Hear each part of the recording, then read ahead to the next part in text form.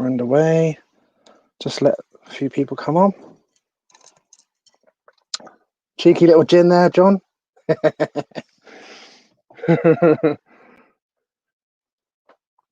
You're having a drink with me, are you? No? Got nothing? Right, a few people coming on. Right, good evening, everyone. Lee Ashby here for Motocross and Speedway Memories. Good evening to you all. I can see you all coming on thick and fast. It's good to see you all. I'll just do my thank yous before we get our top guests that we got on tonight. Big thanks for the support to Simon Pardo of White Eagle Finance. They give quality financial advice for pensions, mortgages, investments and protection. Check the website at www.whiteeaglefinance.co.uk. Big thanks to Stefan Everts with his S72 gin and vodka brand. Check all his amazing products at www.s72gin.com. Also, a big thanks to Tom Brown of Moto Extreme in Marshfield, his motocross shop, and also his Moto Part 46 practice track that's just off the M4 at the Bath Junction. Check them out for all their off-road needs, including the new 2021 Kawasaki's. You can check it at www.motoextreme.co.uk and you can phone on 01 225 89 227. And also, big thanks to James Burfield of Even Strokes online off-road shop. Check it out at www.evenstrokes.com. He's on Facebook, Instagram, and Twitter as well. Right then, people, I can see there's loads of you on here already. Nearly 100 of you on here already live, so that's superb. You must be interested in my guest. He's laughing. Right then, I'll get the countdown underway, which is 30 seconds, John, so you've got 30 seconds. Right, here we go then. Let's get it. Right then, people. This man has won World Team Cups for England. He won the famous Czech Golden Helmet, 68 England caps. He won the British League with Reading, 4 German League titles and a Polish League title. He rode for many British League clubs: Oxford, Exeter, Reading, Sheffield, Wimbledon, Kings Lynn, Swindon, Poole, Peterborough, Eastbourne and West Ham. The British legend himself, Mr. John Davis. Evening, everybody. How's it going? I'm good, thank you. I'm good, Lee. You? Yeah, really good. I'm really excited to get you on. Don't bullshit. Don't bullshit. No, I'm not bullshitting you, mate. That's straight up. The amount of times, bless my dad, we used to have many conversations when we were reminiscing about my motocross and his speedway, and you come up into conversation quite a bit, actually. Yeah, well, he was a good mate. We used to have some good times together. Yeah, and he told me some real funny stories as well, which I used to love. And even though I'd already heard him, I wanted him to tell me them all over again. Just in case you missed anything. Yeah, hopefully we'll catch up on a few of them tonight. Right, I'm just going to check a few of the comments coming in. Hi, JD from Darren Goldin. Hey, mate, from Phil Alkin. Chris Gibby, legend. Evening, guys. Ex-Wimbledon fan here on YouTube. Dave Tatum as well. Stephen Zetterwalls put hey JD with a love heart. My brother's worried. They're all blokes. I know, yeah. Is it bromance? It's all good, isn't it? Sorry, yeah, it's all good. Nothing wrong with the bromance. Brotherly love. Exactly. My brother's come on as well. My brother's put Johnny D, man. I'm a racers fan of many years. 1980 still one of the best teams ever in Speedway. I think my Uncle Martin was in that team with you as well, wasn't he, John? Sorry? I think my Uncle Martin was in that team with you in 80. Yes, he was. Yeah, your Uncle Martin was there. He was there. Yeah, it was last year, I think, racing, probably. Yeah, it was maybe, I think he did maybe one more year. I got a Facebook, there's no name on it, but it says Waggy. So it says, hi, Mavis from Waggy. Yeah, say hello to Waggy for me. Hi, Waggy. Cool, even my missus has come on with love hearts. John, so that's your first ladies on. I'm impressed. There's something I've always wanted to tell you this, but not on air. Yeah, we'll do that off air then. Get that G&T down. Yeah, see, look, lovely little G in there. Right, we've already got 125 people on live already, John. They must be interested in you. There you go. See, look. There you go. That's why Speedway used to be so good. Exactly that, mate. Right then, I'll get the questions underway. Oh, Lee Kilby's just come on as well. Kilb will be watching up high from the high JD as well. Kilb will be up there. Tree boy Iblick. Yeah. Bob Kilby backwards. Yeah, that's how we used to say to him. Trebor Yipley. He's a Polish rider. We've even got Neil Middleditch has just come on. He's just put, I love JD. How you doing, Neil, as well? I live Midlow. We'll have to get Midlow on at one point as well. Yeah, no, that'd be a very interesting. We actually should get us on together. That'd be a bit of fun. Would that be too crazy, John? Or probably. Yeah. You probably got to get thrown offline. Yeah. Right, then I'll ask the first question. I can see some questions coming in already, and I'll let them carry on, and I'll get to them in a minute. So I'll just ask the first question, John. Go on. How did you get into Speedway, and what is your earliest memory of the sport? My dad taking me to pool. Yeah. Neil's dad, Ken, and my dad were really good friends, and so Neil and I became really good friends. Yeah, just playing around on push bikes, pretending to be Martin Ashby or Torbjorn Harrison or somebody like that on a bike. We used to play around on bikes every weekend. That's what we did. We used to go tracking in the woods, and there were some woods near where I lived, and we always say, "God, I wish Dent Oliver had walked around the corner while we're skidding." Yeah. No, just kids growing up, and Neil obviously with his dad, mum and dad's guest house. They used to have a lot of the big names used to stay there, and we used to be a little bit awestruck. But we grew up around Speedway, so it was kind of a natural progression for us. And we had got some great memories, going to skiving off school, going to Speedway meetings with people like Crystal Lovquist and Odd Engine. I remember in the back of Odd Engine, used to have a Volkswagen pickup truck. Neil and I used to squat down in the back of there on the way to meetings, and it was a different world, it was a different world, different time, different place. Some great memories with that then as well. Fun. Yeah, we had great fun. It's all right. We've had a few more women comments as well, John, so it's all good now. Oh, that's all right. I got Darren Golden. It's a gay now. Yes, yeah. Brotherly love swearing off. Yeah, that's it. Darren Golden's put, my wife Tracy says hi. She was a big Racers fan as well, and still has photos in her John Davis t-shirt. There you go. There you go. Can't be bad. Gary O'Hare's put JD legend. Good old Gary O'Hare. Yeah, well, Gary's still skidding. Well, he's trying to. He's probably quicker now than he was when we were all riding together. Yeah, but Gary's a legend in his own time. He's a great bloke. Yeah. Oh dear, this question. Dare I ask that? Jackie Priest has put, what do you think of Speedway nowadays? I think it's screwed. I think it's screwed. It's really unfortunate because every one of us is very passionate about Speedway. Yeah. And we all love the sport dearly. Mm-hmm. But unfortunately, it's been screwed by the wrong people running it. And that's not knocking them because they're doing their best or they've done what they think is their best. Yeah. But the sport wasn't invested in. People used to rape it when the crowds were big and they were all making loads of money. They'd live in the big houses, and Neil got screwed by Reg Fearman. Reg Fearman screwed my dad. That's what they were into doing, screwing people. And it was the wrong people running the sport when the sport was very successful, unfortunately. And they just had to open the gates and people had come in because, again, it was a different world. It was a different time. There wasn't the competition for entertainment. Yeah. And Speedway was very, very fortunate at that time to have a lot of charismatic people competing. Sort of just England. Take the England riders. There was PC, Chris Mort, Dave Jessup, Simo, Wiggy, Kelvin Tatum. You can go on and on. The list is endless. Dougie Wire, Reg Wilson, hopefully myself, Neil. We had some great riders. You could Dave Moore. You could have probably picked 20 riders just from England that on their day could beat anybody in the world. Yeah. And if you added into that the Americans like Bruce and Bobby and people like that, then Speedway was a very, very colourful sport.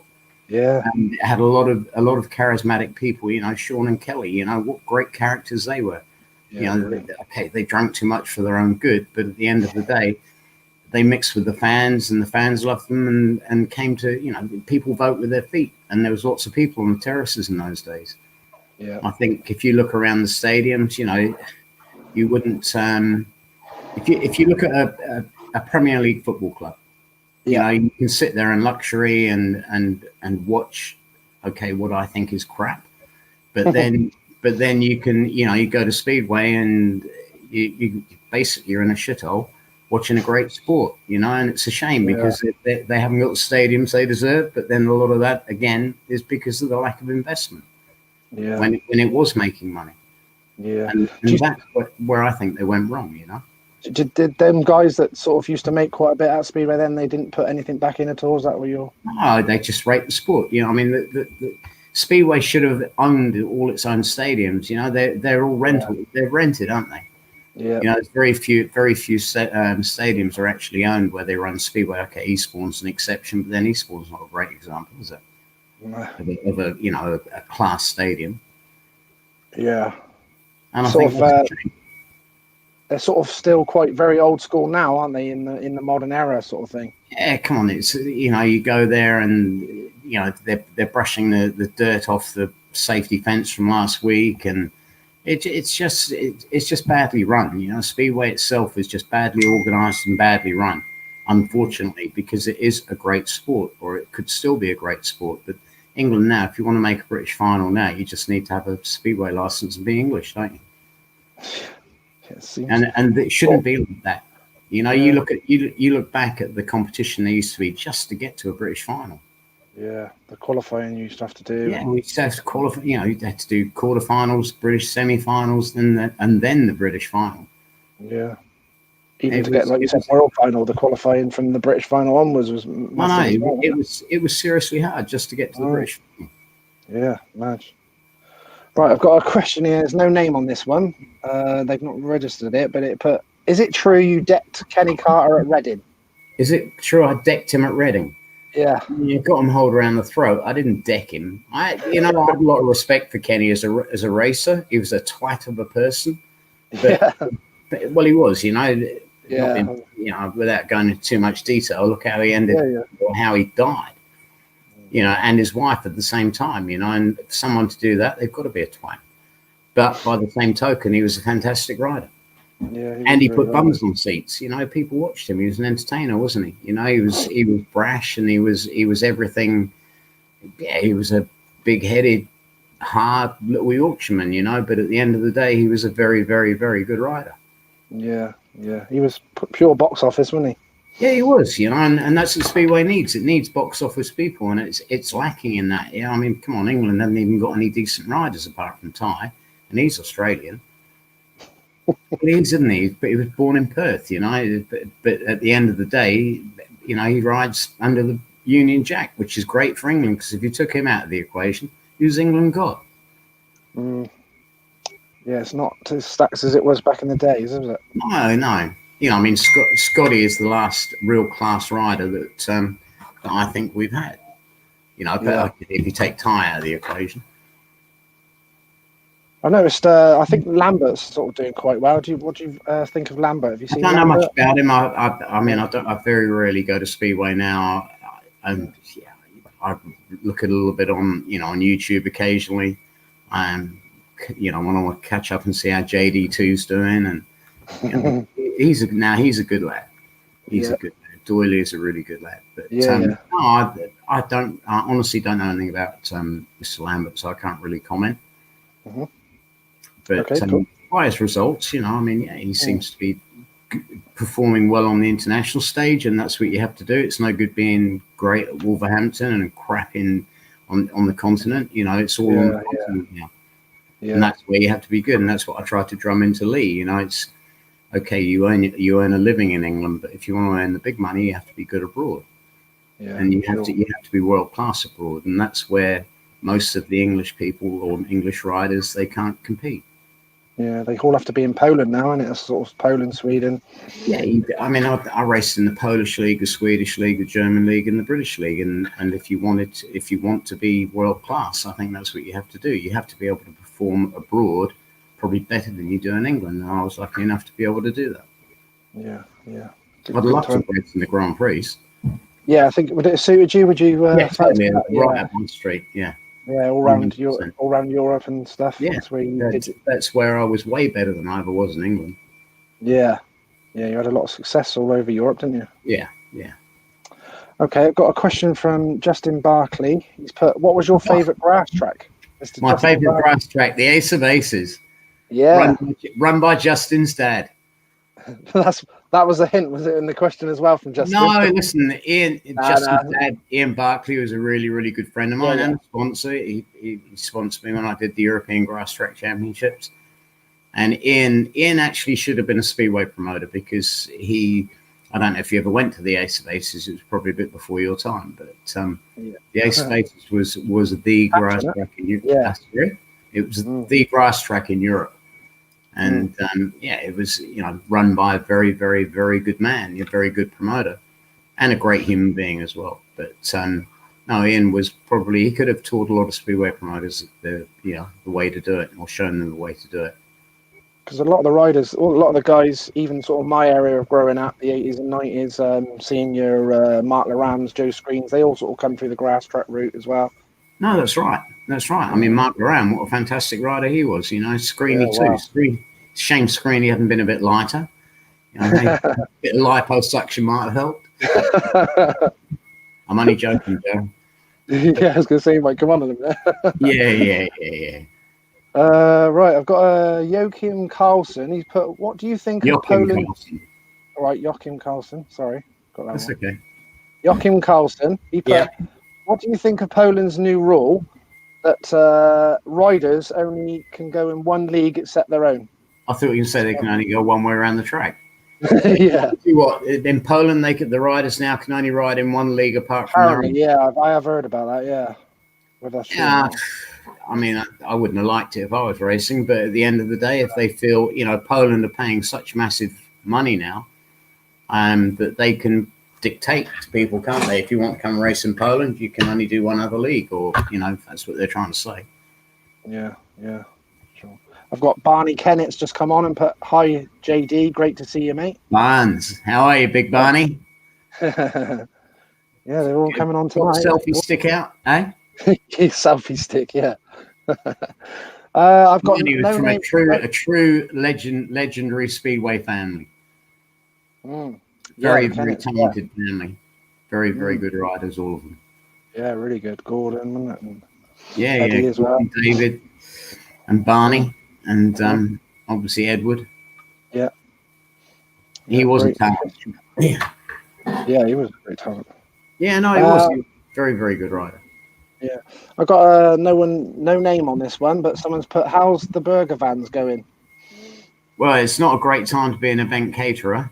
No, crap to be honest. But what you do is, there's no events, So I never thought I'd have burger vans on the side of the road, but we've got a couple out on the side of the road, and we've got coffee units at a place called Buckler's Hard, and Buckler's Hard is where they build all the Armada ships, and it belongs to Bewley Estate, Lord Montague at Bewley Estate, who happens to be, that's one of our catering contracts at the estate, and they got us to put a coffee unit there and an ice cream van this summer, and it was very gratefully received.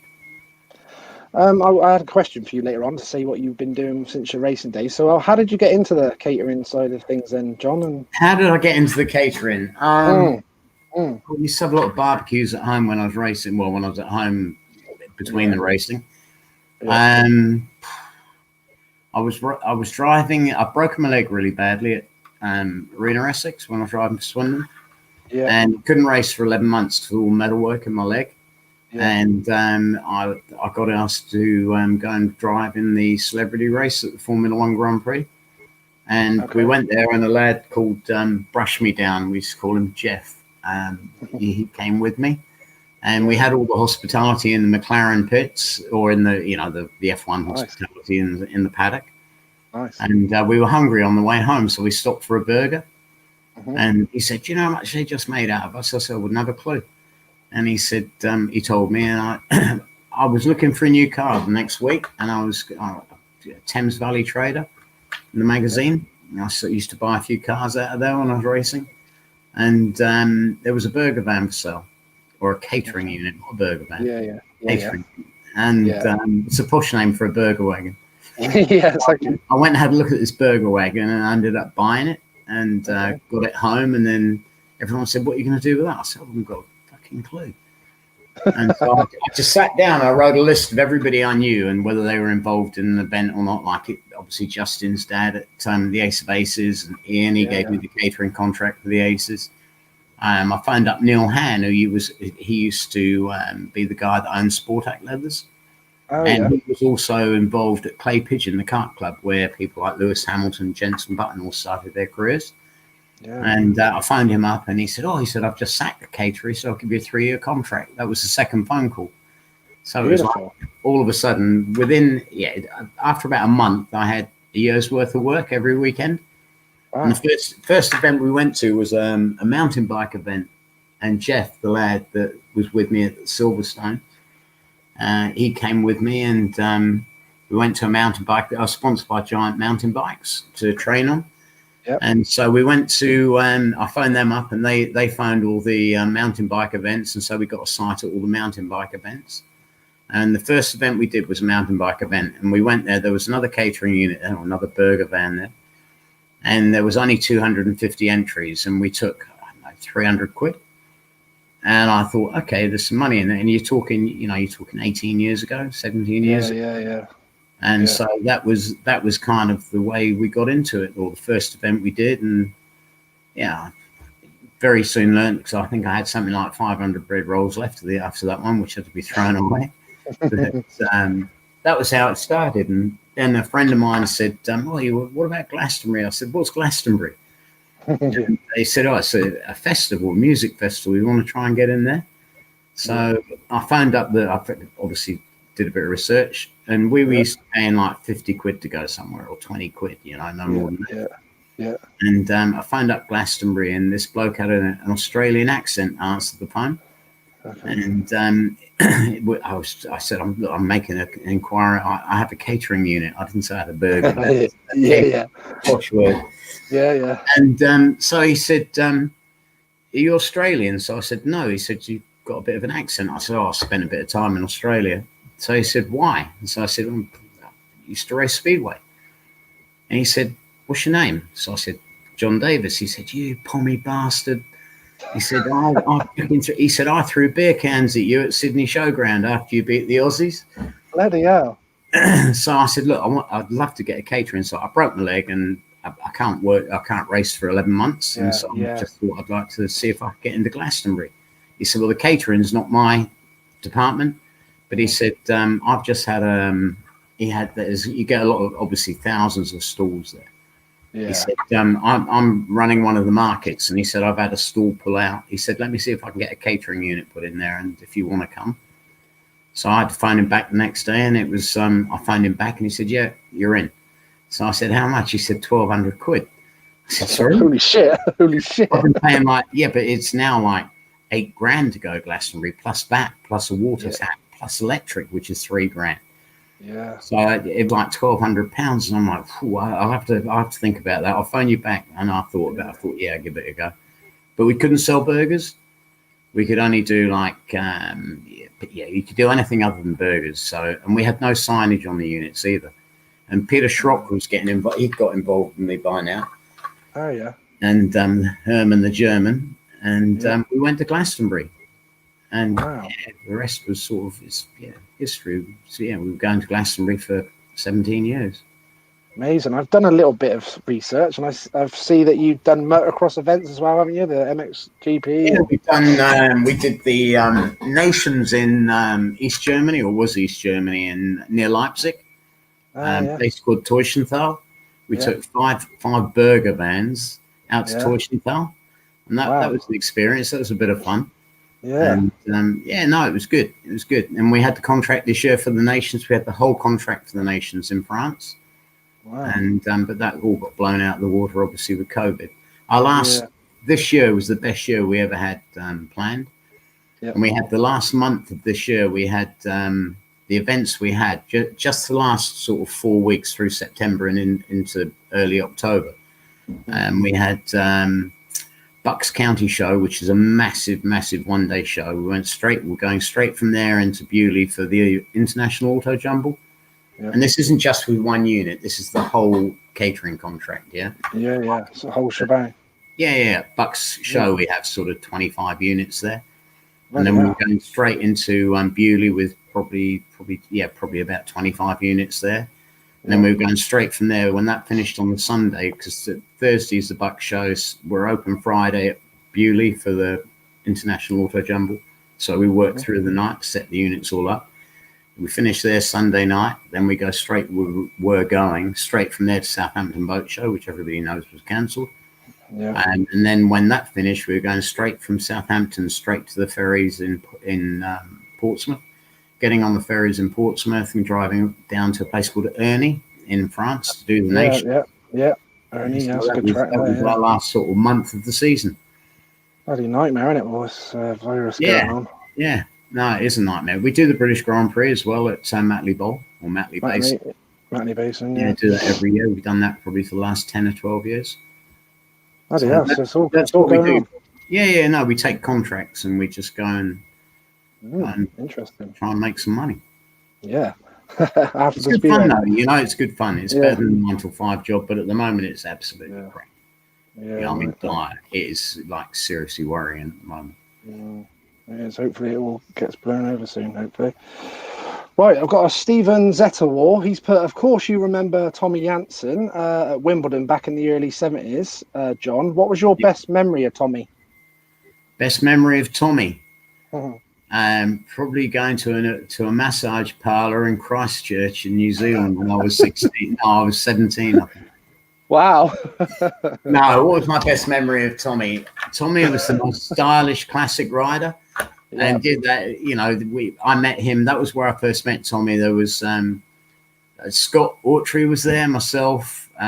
Tommy and Scott were there with with Ivan and Barry's troupe. Yeah. And Egon Muller, people like that. And we got led astray quite a lot, myself and Dave Moore. But we had a great time. But that was the first time I ever met Tommy. But I was a massive fan of Tommy's. I thought he was a real crack rider. He was class. Yeah. Watching him around Wimbledon, it was poetry in motion. Was it? Yeah. Awesome. I've seen pictures and everything, and seen some obviously video coverage, but it was a bit before I didn't get to see him race. Tommy was so stylish and very, very quick. Just a really naturally gifted rider. Some people have to work at it really hard, and others are just very natural and very flowing. And he was one of those natural, classy. Yeah, he would definitely have been you can never say, but he should have been several-time world champion. Wow, that's a good accolade. Gary O'Hare has put, is the story about your dad buying Weymouth so that you could practice true? No, I wish it had been. My dad took it in lieu of a bad debt. He was owed quite a lot of money by a guy down in Weymouth. Okay. And he took it. It was all in. The guy owed him money, couldn't pay him the money, so he took the stadium down at Weymouth. And obviously, I didn't even know he had it. Probably it was 6 months after he had it that I actually knew he had it. And I practiced Christmas Day. I'd go down there and practice. That was what I loved doing, was riding the bike. And so I just used to go down there and ride. Neil's first rides on a speedway track were down at Weymouth, and he cut his foot really badly. That ended up in tears. Obviously it was a facility I had, and I used it, and Weymouth was a great track. It was a real crap hole really, but it was a good track, and it was. I remember Lou Coffin, when I first went there when I was 15. And he used to put methanol on the track when it was so frozen. He put methanol all over the track, or petrol, anything, just to warm the track up, try and get the ice out of it. Yeah. And we used to, and you'd go there another day and you'd have to carry the bikes onto the track because it was so muddy everywhere. And we just used to ride round and round and round. And that was when I was 15, And Lou Coffin was a great mentor for a lot of young riders in those days, And there were some good riders down there, sort of people like Clark Facey, Tony George. If you look back he came from Bristol, and he was a serious talent, but it never happened for him, you know. But he rode down in Exeter for a while, and I think he rode maybe at Romford. Phil Woodcock, he used to go down there. God, I'm trying to think of the names of people. I mean, people that just at the training school level were very, very good. Clark Facey was another one, very, very classy on a bike. Yeah. Around Weymouth, he could beat anybody at a training school, you know. And then he went to Birmingham. As soon as he got into the environment of racing at a meeting, he used to go to pieces. Whether it was nerves or I don't know, but actually training and going and practicing, he looked like a world beater. Yeah. But there's a lot more to it than just riding around. That's for sure. Yeah, that's for sure. Yeah. I got a Simon Corbett. He's put. I think I remember being with John on the John Smith's tours to Poland. Yeah, I went on a couple of Smithy's tours to Poland to.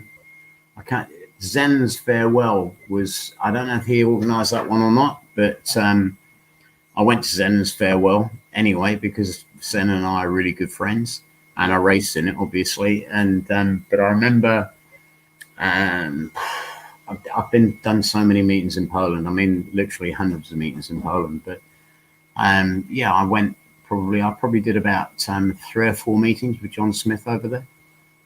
And he was another really good guy, you know. But he wanted to be American. He was desperate to be American. Yeah.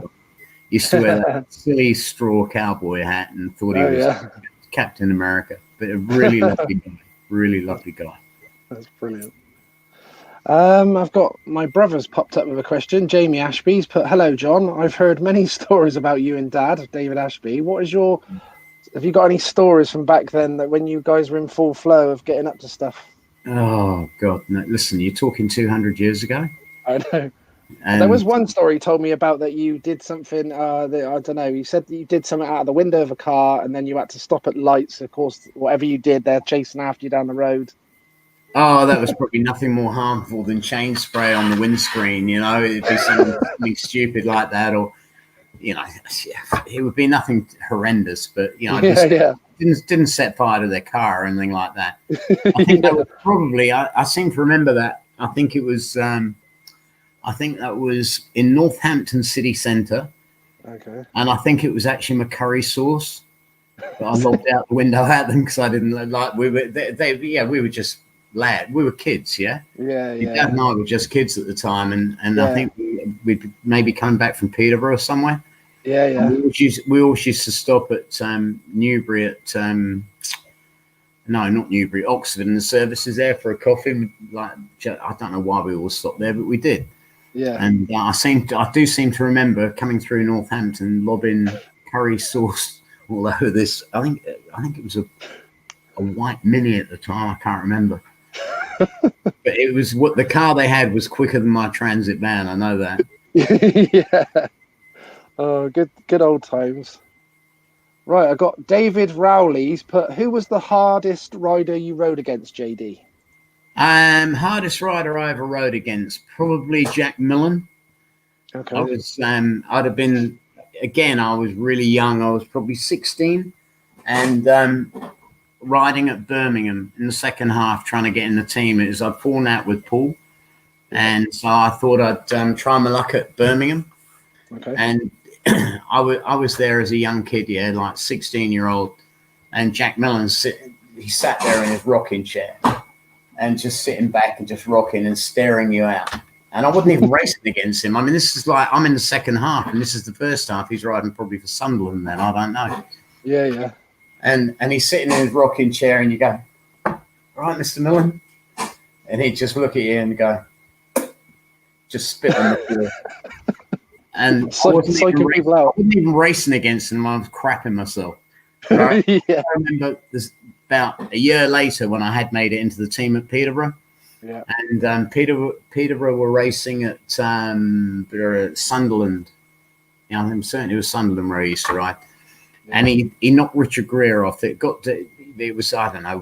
I think we were about 2 or 3 points in front, and he actually knocked Richard Greer off, and Richard was on the stretcher, and Jack Millen had been excluded, and he picked up Richard by the throat on the stretcher. And said, "Get on the phone and tell him it wasn't my fault." And It was just, I mean, but the guy was a really nice guy. Yeah. You know, it just away from Speedway, just on a bike. He was, Savage. he was nightmare. And a couple of the, you know, I mean, I remember as a kid, Neil and I, we used to go down to Exeter to watch. Because Wayne Briggs used to ride for Exeter, but he used to live at Neil's and work for my dad, and so I'd go down there quite a lot. But Neil would come down occasionally, not with us, but if Odd was racing down there or something like that. Yep. And I remember watching people like I think it was Chris Julian around Exeter, and that was scary. I mean, like the Russians had got nothing on Chris Julian, and Chris was another one, you know, like really scary people. I've read the stories about the Russians.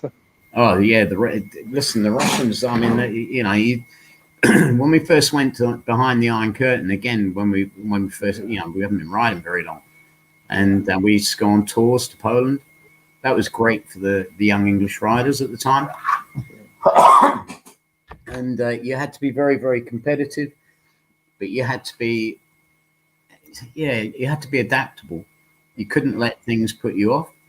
Yeah. And, you know, I mean, if you're riding behind the Iron Curtain, when you went to somewhere like Pardubice for the Czech Golden Helmet, yeah, and you go there and the, you know, your pits were the worst things you can ever imagine, you know, like, I'm a celebrity, get me out of here. The pits were like that. Yeah. There's crap everywhere. You'd go into the toilets next to the change room, and, you know, Speedway riders do need to go to the toilet very often, or not very often, but, you know, sort of before they race normally. Not every race, but before the meeting, you go and empty bowels. Yeah. And it was the sort of place you'd go in there, you daredn't just go in there. The ammonia smell was so bad. You had to stand outside just going,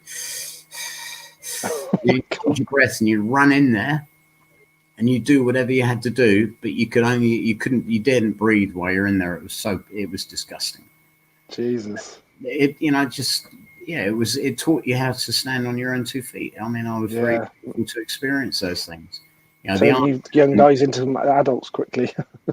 Yeah, most definitely. But to race behind the Iron Curtain then was a serious experience. Yeah. They would just things like your hotel room. You would be locked in your hotel room at night. They would, you know, very often the beds had been watered.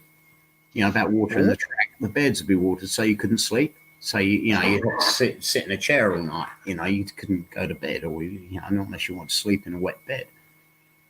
You know, you turn the taps on, and it just nothing would come out, or rusty coloured water. Jesus, quite like it is now. There was no EasyJet then either. It's you had to lock airways or drive out with the bikes. But it was definitely some eye opener. Sorry? A bit of an eye opener then, in general. Yeah, I mean the Czech Golden Helmet as well. You know, after I've been doing it a few years, there was a one-armed policeman that always stood outside the Grand Hotel, and he always kept my parking space for me, and it was always the parking space as close to the door as possible. And you'd get there, and this is no word of a lie, but you know, and I wish to God we'd had the phones we got now, so you could have filmed stuff then. But there'd be, I don't know, 1,000 kids there waiting for you to get to the hotel, and you couldn't get, it would take you, you know, their faces would be planted on the windscreen of my van. That van you got there. Yeah.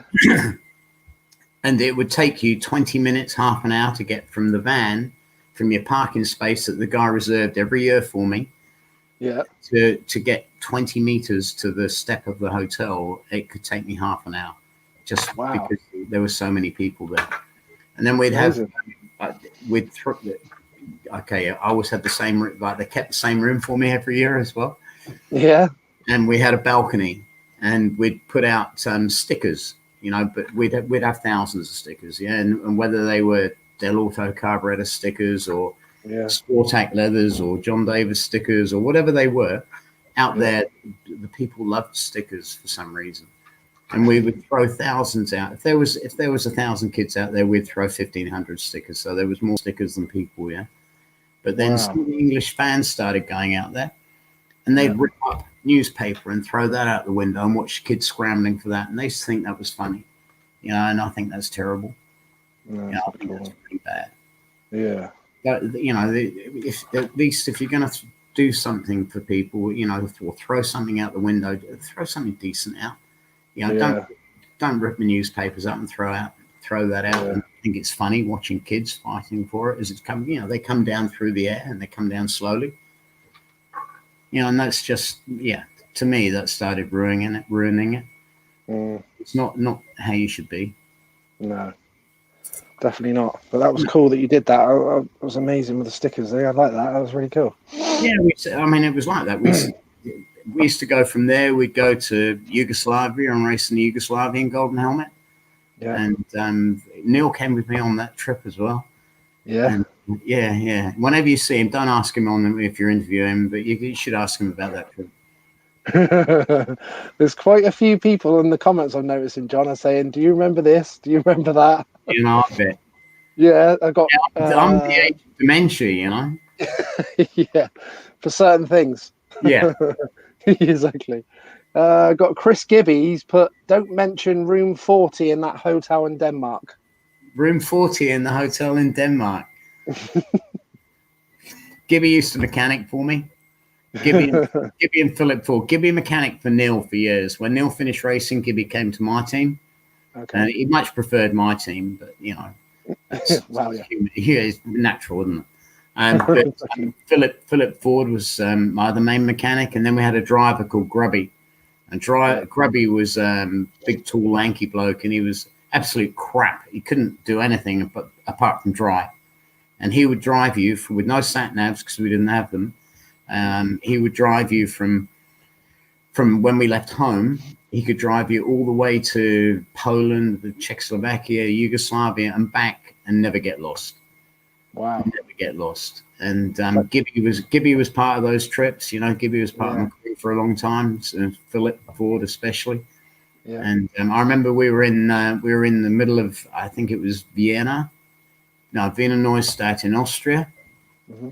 And Grubby was driving, and we got there, and we couldn't find the track. And we're at these traffic lights, and the traffic lights are kind of going red, amber, green, green, amber, red, and Grubby decides to like turn left. And as he turned left, there's a car coming the other way that swerves to miss us. And as it swerves to miss us, it's gone straight through this plate glass window in a shop, and then it ended up in the shop. Oh my God. And he said, "Shall I stop?" I said, No. We're late for the meeting. Keep going. So we kept going, and we're still lost. And within 2 minutes, we've come back to the same set of traffic lights. And there's the car still in the shop window, like literally in the shop. And the people out the car are going, there they go. Yeah. I said, just keep going.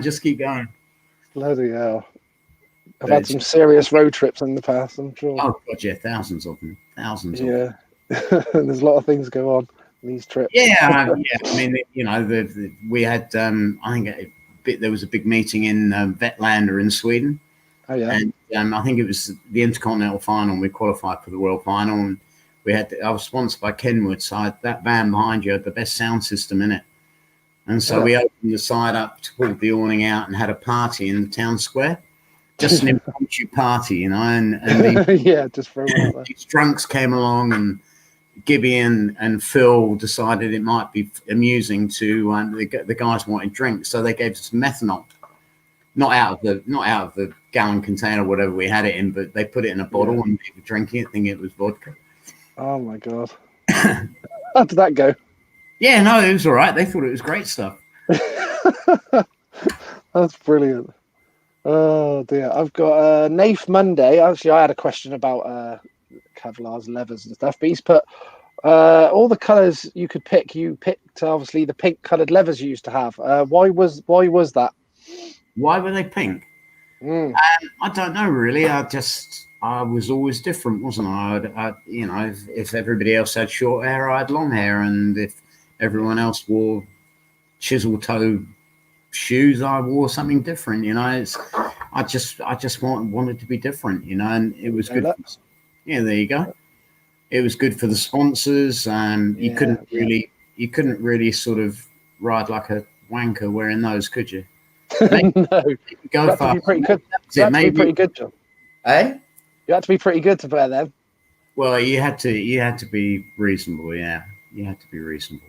There's some good memories I of had, it. I, had some, I had some great leathers. I mean, I had some really great designs as well on the leathers, and yeah, it was good. It was a good time, you know. And I had lots of sponsors, so you know, and that wasn't just because I did well on a bike. It was partly about me as well. I think maybe reflecting the personality. I'm not saying I'm a pink personality. I'm just saying, you know, Yeah.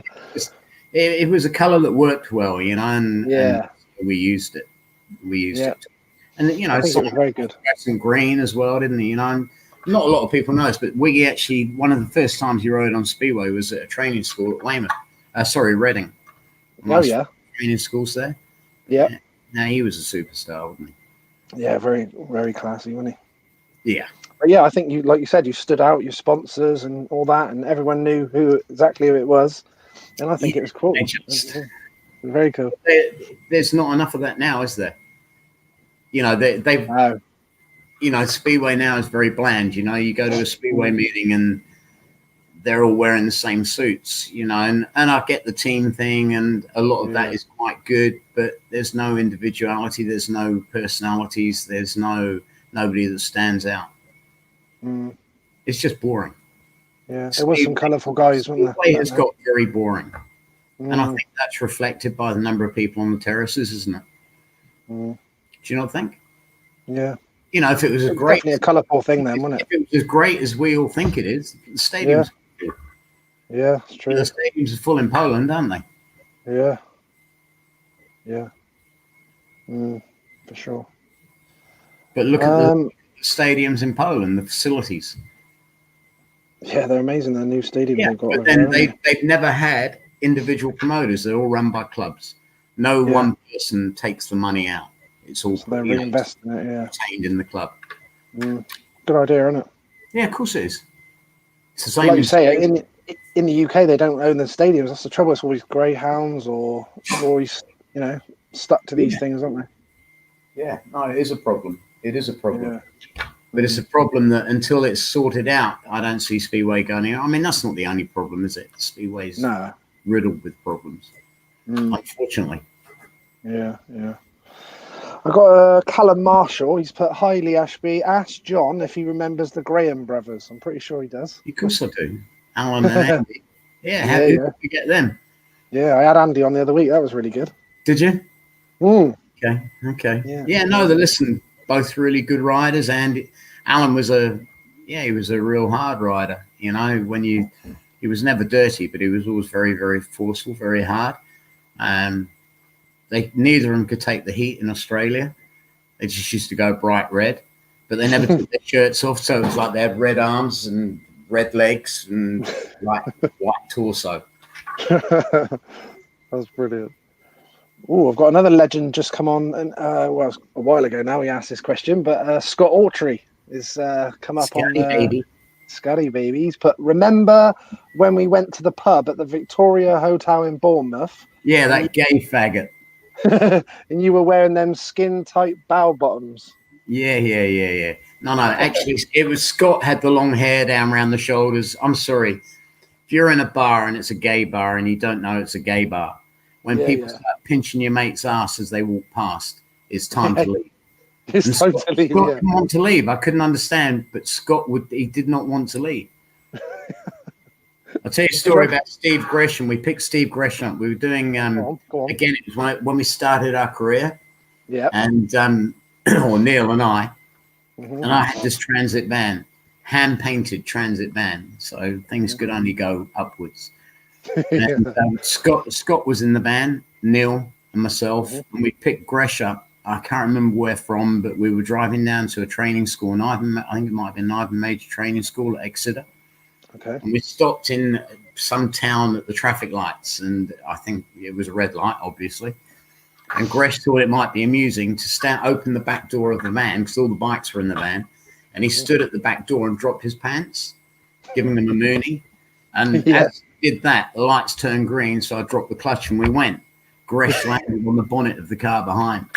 No, he didn't. With his trousers around his ankles. Well, near That's brilliant. Did he get hurt? No, and it wasn't a Mercedes with the old round thing, you know. It's like, you know, he just, yeah, lost it. Yeah. Wow, that was some van trip. That was with all you guys in there then. Yeah, we'd only just met as well, you know. Was it? Yeah, we'd only just met. But yes, we did go to the gay bar in Bournemouth unintentionally. That was a true story. And it took, you know, we must have been really thick or really naive because it took us 10 minutes before we realised. To work it out. Yeah. That's brilliant. Oh God. I got Darren Golding's just put on YouTube. Did you ever think about promoting yourself, John? I would love to have promoted Speedway, but I didn't have enough money to lose to do it. I would love to be involved with Speedway now, seriously, to try and put it straight. But I think it's a lost cause now, and I think that's a shame. But yeah, I would love to have promoted Speedway because I'd have done it with the same enthusiasm that I raced with and the same kind of level of presentation. And you know, Matt Ford's a great Speedway promoter. You know, he's tried really hard, and you know, he can't do it on his own. He needs to have another like-minded 10 promoters like that in the country to have another 10 clubs like Paul. But you know, unfortunately, I don't know the future of Paul anymore either. You know, because the stadium's not running greyhound racing anymore, and so I don't know quite what's going to happen there. I think at Swindon, I think Roscoe and Lee Kilby are doing a sort of quite a very good job at Swindon, trying to promote everything. And Lee does a great job at anything that he does like that. You know, I mean, yeah, Lee's a really good lad. Yeah, Roscoe's Roscoe. You know, we all love Roscoe. Yeah, exactly. Yeah, I mean, you know, Roscoe's Roscoe. What more can you say? You know, he's a great lad. I think they need a bit more than, you know, I mean, if you look at Matt was very professional in his attitude and his outlook and the way he promoted Paul Speedway and the way he got the sponsorship and that sort of thing. Yeah. And I didn't think, I don't want to be rude, but I mean, Matt was at a different level. I think, you know, Matt was very professional. You know, whether he made money doing it, I don't know. You know, I don't know that. Obviously, he didn't lose money; otherwise, he wouldn't have done it for so long. Yeah. But no, I think Matt was on another level. To be fair, I went to Swindon last year. Doyley asked me to go there, and so I went there. Yep. And it was towards the end of the season, and I thought, what a good job they were doing there. To be fair. Yeah. Thought they were doing a good job, but that was just a one-off opinion of one night that I was there. Yeah, I've seen it, and they are doing a good job. So fair play to them; they are putting a lot into it. Yeah, they're doing a good job. It's like anything in life. The more you put into it, the more you'll get out of it. Yeah, and then people start things and go, "Oh, it's all right for them," but they forget that to get there, you put a lot of time, effort, and work into it, a lot of blood, sweat, and tears. Yeah, exactly that. You do in life. Yeah, for sure, John. I agree with that. Cool. Even my mum's come online, John, and put John Davis is still looking good. Jenny? Of course, looking good. Thank you, darling. How are you? She'll like that. Yeah, I had Bruce Pennell on, and she was even trying to get like some comments off Bruce Pennell as well. Was she? Yeah. What kind of comments? Oh, you know, blowing kisses. He was blowing kisses to her and everything online.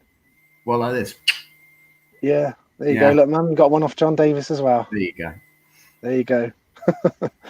Got Scott Philippot. He's put, I always remember Alan Graham pushing you at the 91 British final for cutting him up. Did anything happen later? No. He's all talk, isn't he? No, he's not. Alan, and you know, he'd do that. He'd come alongside you and give you a nudge like that, but no, it would never go any further than that. We were good mates as well, you know, and mind you, didn't he break his ankle, I think he broke his ankle. It fell off a bike in the garage not long ago, or maybe it was his wrist. I don't know. I saw him at Swindon. That night I was at Swindon. I saw him. Oh, right, okay. Yeah, and he was. I can't remember if it was his ankle or his wrist that was in plaster, and he'd fallen off a bike in the garage, in the workshop, stationary bike, and broken something. Because him and Andy get into that crazy flipping sidecars and all that, like. Yeah, no, I know. They're mad to do that. Mental, isn't it? There's no way. I saw Andy was a really good little rider as well. I rode with him. But then when we went to Eastbourne, and who the fuck wants to ride at Eastbourne every week? It's all right to go there as an away rider, isn't it? But you really don't want to ride there every week. Trust me.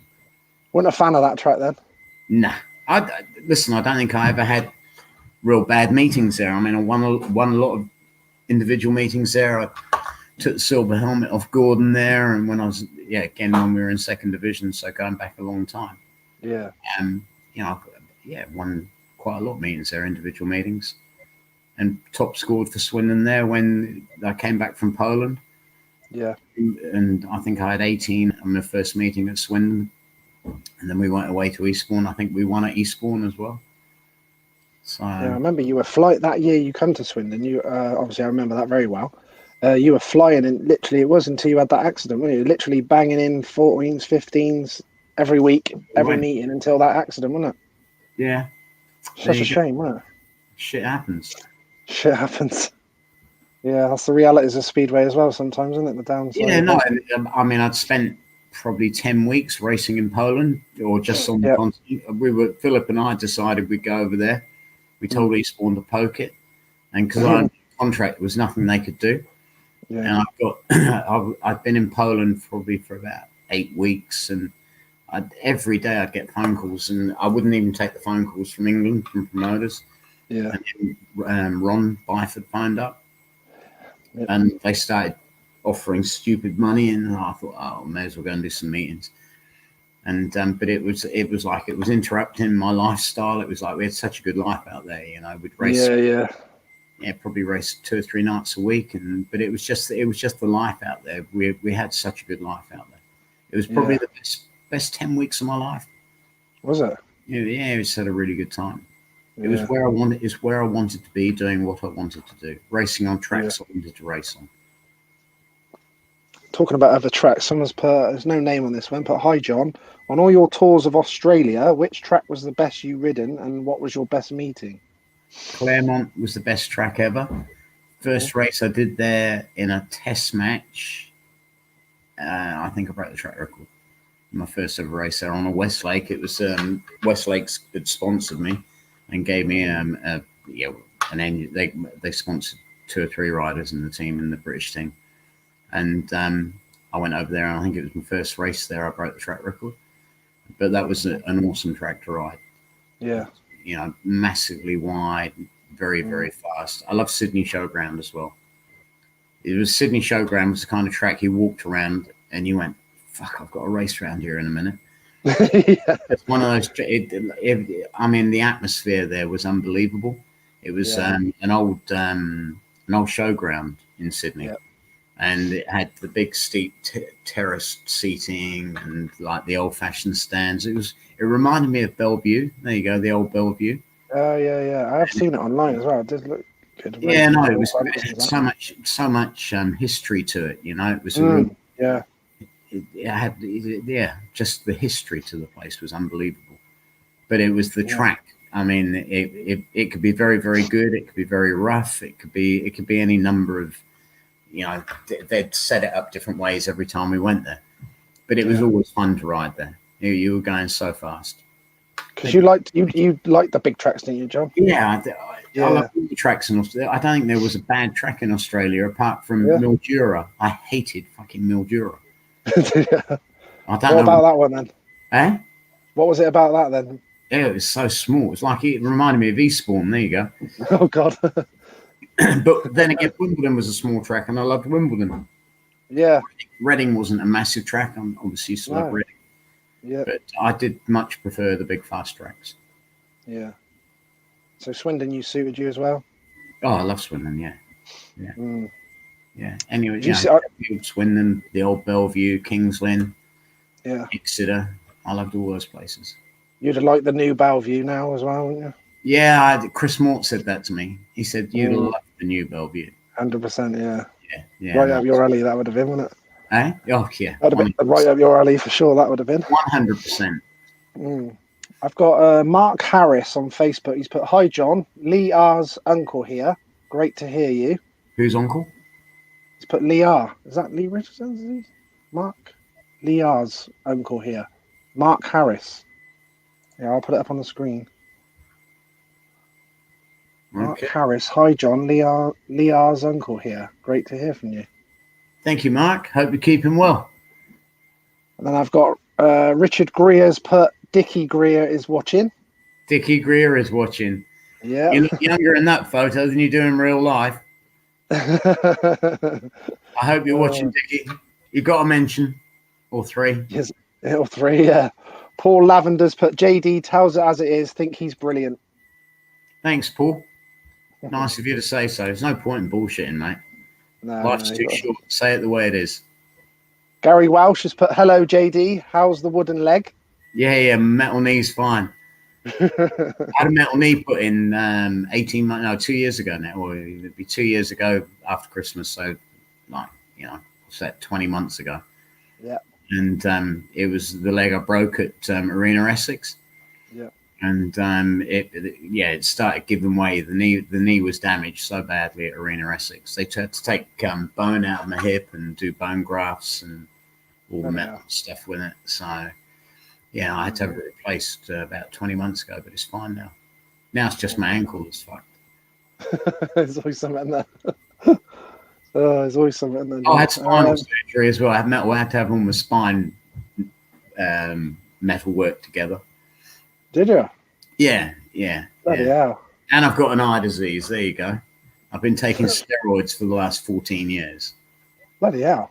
Yes, there's a very rare eye disease. There's maybe 3,000 people in the world with it. Bloody and hell. It's incurable and it's in both eyes. Is it? Yeah. I don't know. Yeah, I was having to take the first 3 years, I was taking 18 steroids a day. Wow. And that screws you up, I'm telling you. Yeah, It's I bet. not pleasant taking 18 steroid tablets a day.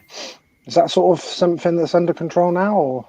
Yeah, basically they try and wipe your immune system. Long story short, it's the immune system tries to turn you blind. Okay. And basically they just wipe your immune system out. But I take a lot of natural stuff as well. And first of all, I had to go to the eye hospital in London. Can't remember what it's called now. But I went there about half a dozen times, and they were useless. You go to see this, top consultant and Moorfields, and you go to see this top consultant, but he'd never be there. He'd always be, hurt his back, or he'd say he'd see some underling. And anyway, so there was a guy in Southampton Hospital that one of these consultants that he was very keen on, or not keen on the disease, but he was researching the disease that I had because it was so rare. Yeah. And the pharmaceutical companies aren't interested in it because there's no money for them to make because there's not many people that have it. Yeah. So the first phone call I made was to a Danish doctor that had the disease. Yeah. Okay. And I researched him on the internet and found this guy. Yeah. And he said he was really cheerful. He said, one day, my boy, promise you will be blind. This bastard fucking disease, I'm blind. Bloody hell. And that's the first the first person I'd spoken to that had the disease. Yeah. And so I was like, that scared me. And that was 12 years ago. And so I've come this far now, and I've got 20/20 vision still. And I was in the hospital 2 weeks ago. I have to go every 3 months for checkups where they put.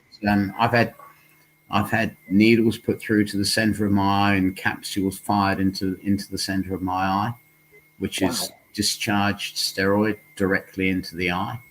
Right. For a period of time, and that's like the silver bullet. If you're having a bad time and you get a bad attack, that's what they do to you. That is because it's administered straight into the center of the eye. Yeah. It combats everything, and it kind of protects the eye. Wow. But the steroid tablets that I take I've never told anyone this. Nobody in Speedway ever knew that I had this. And I don't know why, but I have. Anyway. And so I was in the hospital 2 weeks ago having these tests, and they wire you up to computers, and they check the speed from the retina to your brain and back again, different colors and different shapes and flashing lights. And it's quite technical. And the guy there, the consultant, came to see me, and he said, he said, you're an anomaly. And I said, oh, why is that? He said, because you've still got perfect vision. And he said, this disease, it is a terrible disease. Yeah. And I said, so he said, but we have more patients in Southampton that are treated. You don't stay in there, you just go in there and out again. Yeah. Under this hospital than anywhere else in Europe. So I said, expecting him to say he got like 100 of us with this disease. Yeah. He said, I've got 15. 15? So, yeah, that's how rare it is. Yeah. And for some reason, I had to make a list of everything that I take because it is like, I mean, it does get hold of your eyesight and it does screw you. Yeah. Eventually. And but this, for some reason, my eyesight, touch wood, has not deteriorated yet in the last 12 years. Fingers crossed then, that stays the same way, John. That's why I got fat. The steroid tablets, they make you get fat. Right, Yeah. Yeah, interesting. Well, I'm glad you're all right still. Yeah, gotcha. And also, while I'm thinking about it, before I forget, it's the main man's birthday tomorrow here as well, isn't it? Who? You. Me? No, I don't do birthdays anymore. Yeah, I'm 38 tomorrow. Yeah, that's what I thought. Yeah. That's what I was going to announce anyway. Yeah, okay, thank you. Thanks, Lee. All right, well, many happy returns for tomorrow anyway. Thank you. What are you doing for tomorrow? Work, I'm afraid. Work, yeah. Well, likewise, yeah. I was up at 4 o'clock this morning. Oh, nice and early. You was earlier than me then. 6 o'clock it was. I work in a digger. Oh, do you? So, okay. Yeah. Yeah, well, we last week we got contacted by a company called British Market Gardens. Okay. Was it Market Gardens? No, British Garden Centres. Beg your pardon. British Garden Centres, and they said about. Well, first of all, I contacted a girl called Gemma that's friendly with my daughter Yasmin and Jay, and she's into a speedway big time. And anyway, about. Because garden centres can stay open over lockdown, so I thought it might have been an opportunity for some catering. Anyway, within 24 hours, I was organising catering outlets for 47 garden centres in their group. Bloody hell. And that is nationwide, and that is not easy. No, so that takes some organising. 47, we've done 40, I think we've got 43 sorted. So we've got 4 more to go. And they've all been doing crap as well, eh? They've got some organising to do with that then. It sounds like you've got a lot of organising. Yeah, no, it's not. I mean, it's just, I'm acting like an agent for them, really. I'm just putting people into the garden centres. But to find the right people that are going to represent their brand in the right way and not, to do stuff the right way is not easy. Yeah. Right, I've got Neil Lockwell. He's a Swindon guy. He helps out Swindon Robins. He does the media stuff for Swindon Robins. He's put, whatever happened to your famous pink coastal windows levers? I think they're still out. I think they're out in the garage somewhere. Oh, you better not let Neil near your house then. No, I've got 2 or 3 sets of leathers still. I've still got he'd be trying to thief them in the night when you Neil. Yeah. He loves his. He's got a great collection at his place. I know that. It's an awesome set of Swindon stuff and everything. I didn't keep any bikes. Well, I did keep some bikes, and Neil said, "Oh, don't worry, I'll bring them over." He said, "I've got a container you can put them in." So I said, "Oh, thanks." So I put them in this container. I did 3 rolling chassis because Lee Richardson had all my Rico had all my engines. Yeah. And so I've put these chassis over there. About 2 years later, I thought better go and have a look and maybe start rebuilding them, and it'd be nice to have a couple of bikes, wouldn't it? Your last couple of bikes, there were these powders of aluminium. It was just some aluminium piles. The container had acid in it, and the acid was in the air store, obviously still in the container somehow, and the bikes just disintegrated. Bloody nightmare. That's shit. Real pisser. Yeah, real pisser that. Right, I've got a Sarah Chappell on YouTube. She's put, "Hi John, my husband Neil passed away recently. He was a loyal Racers fan, home and away. He classed you, along with Jeremy, Jan, and Per, as Reddin's top riders. Lovely to see you, looking so well. Big hugs. Thank you, darling. Lots of love. I'm really sorry about the husband. And yeah, listen, life goes on and it gets easier every day, I'm sure. Or I hope it does. Yeah, I hope so. Jeff Wiltshire's put, JD, thanks for all the help you used to give me at the training schools at Weymouth. Awesome days. Jeff Wiltshire. Jeff, thank you for the memories. It was, yeah, good days. Different world, different time, different place. But it was a great time. Way better place than we live in now, that's for sure. I hope you keep them well. Barney Kennett put, JD, I'm using it to watch you, mate. I will get you when I can, and I'm fine, mate. Barney, get the haircut. Right, what have I got here? Say hello to Edward for me. Yes, there's Barney. Look on the screen. Yeah, Barney with Ted, who unfortunately passed away about 18 months ago now, I think. Yeah. He was a good man. Who have I got here? I've got Peter and Dorothy Bowles on YouTube. I put, I would rather watch Kenny Carter than most riders. Eastbourne are trying hard. They got a good fan base. As this bloke is so sure how things work, why does he get more involved in the sport? Oh, is that a little bit of attitude there from Peter? I don't know. Listen, hey, I can take a bit of attitude. Oh, it's because he was probably talking about the Eastbourne thing. I know, I'm not knocking Eastbourne. Yeah. See, I've been very close to the Dugard family all my life. Yeah, I knew you was. You know, and they've done a superb job to keep the stadium going and to keep the Speedway going there. Yeah, but at the end of the day, you can only compare what we have in England to what we have on what you have on the continent. Yeah, and that's all you can do, you know. And somebody's got it right and somebody's got it wrong. But without people like the Dugard, Speedway would be a totally extinct, wouldn't it? Yeah, it would. Yeah. It's just I don't know what it needs in England. It needs a lot of things, but I don't know quite where you go with it because it's light years away from Poland. And Poland, you know, you have to look at it, and you can't disagree with number one, results, number two, the number of people on the terraces, number three, the money the riders get paid.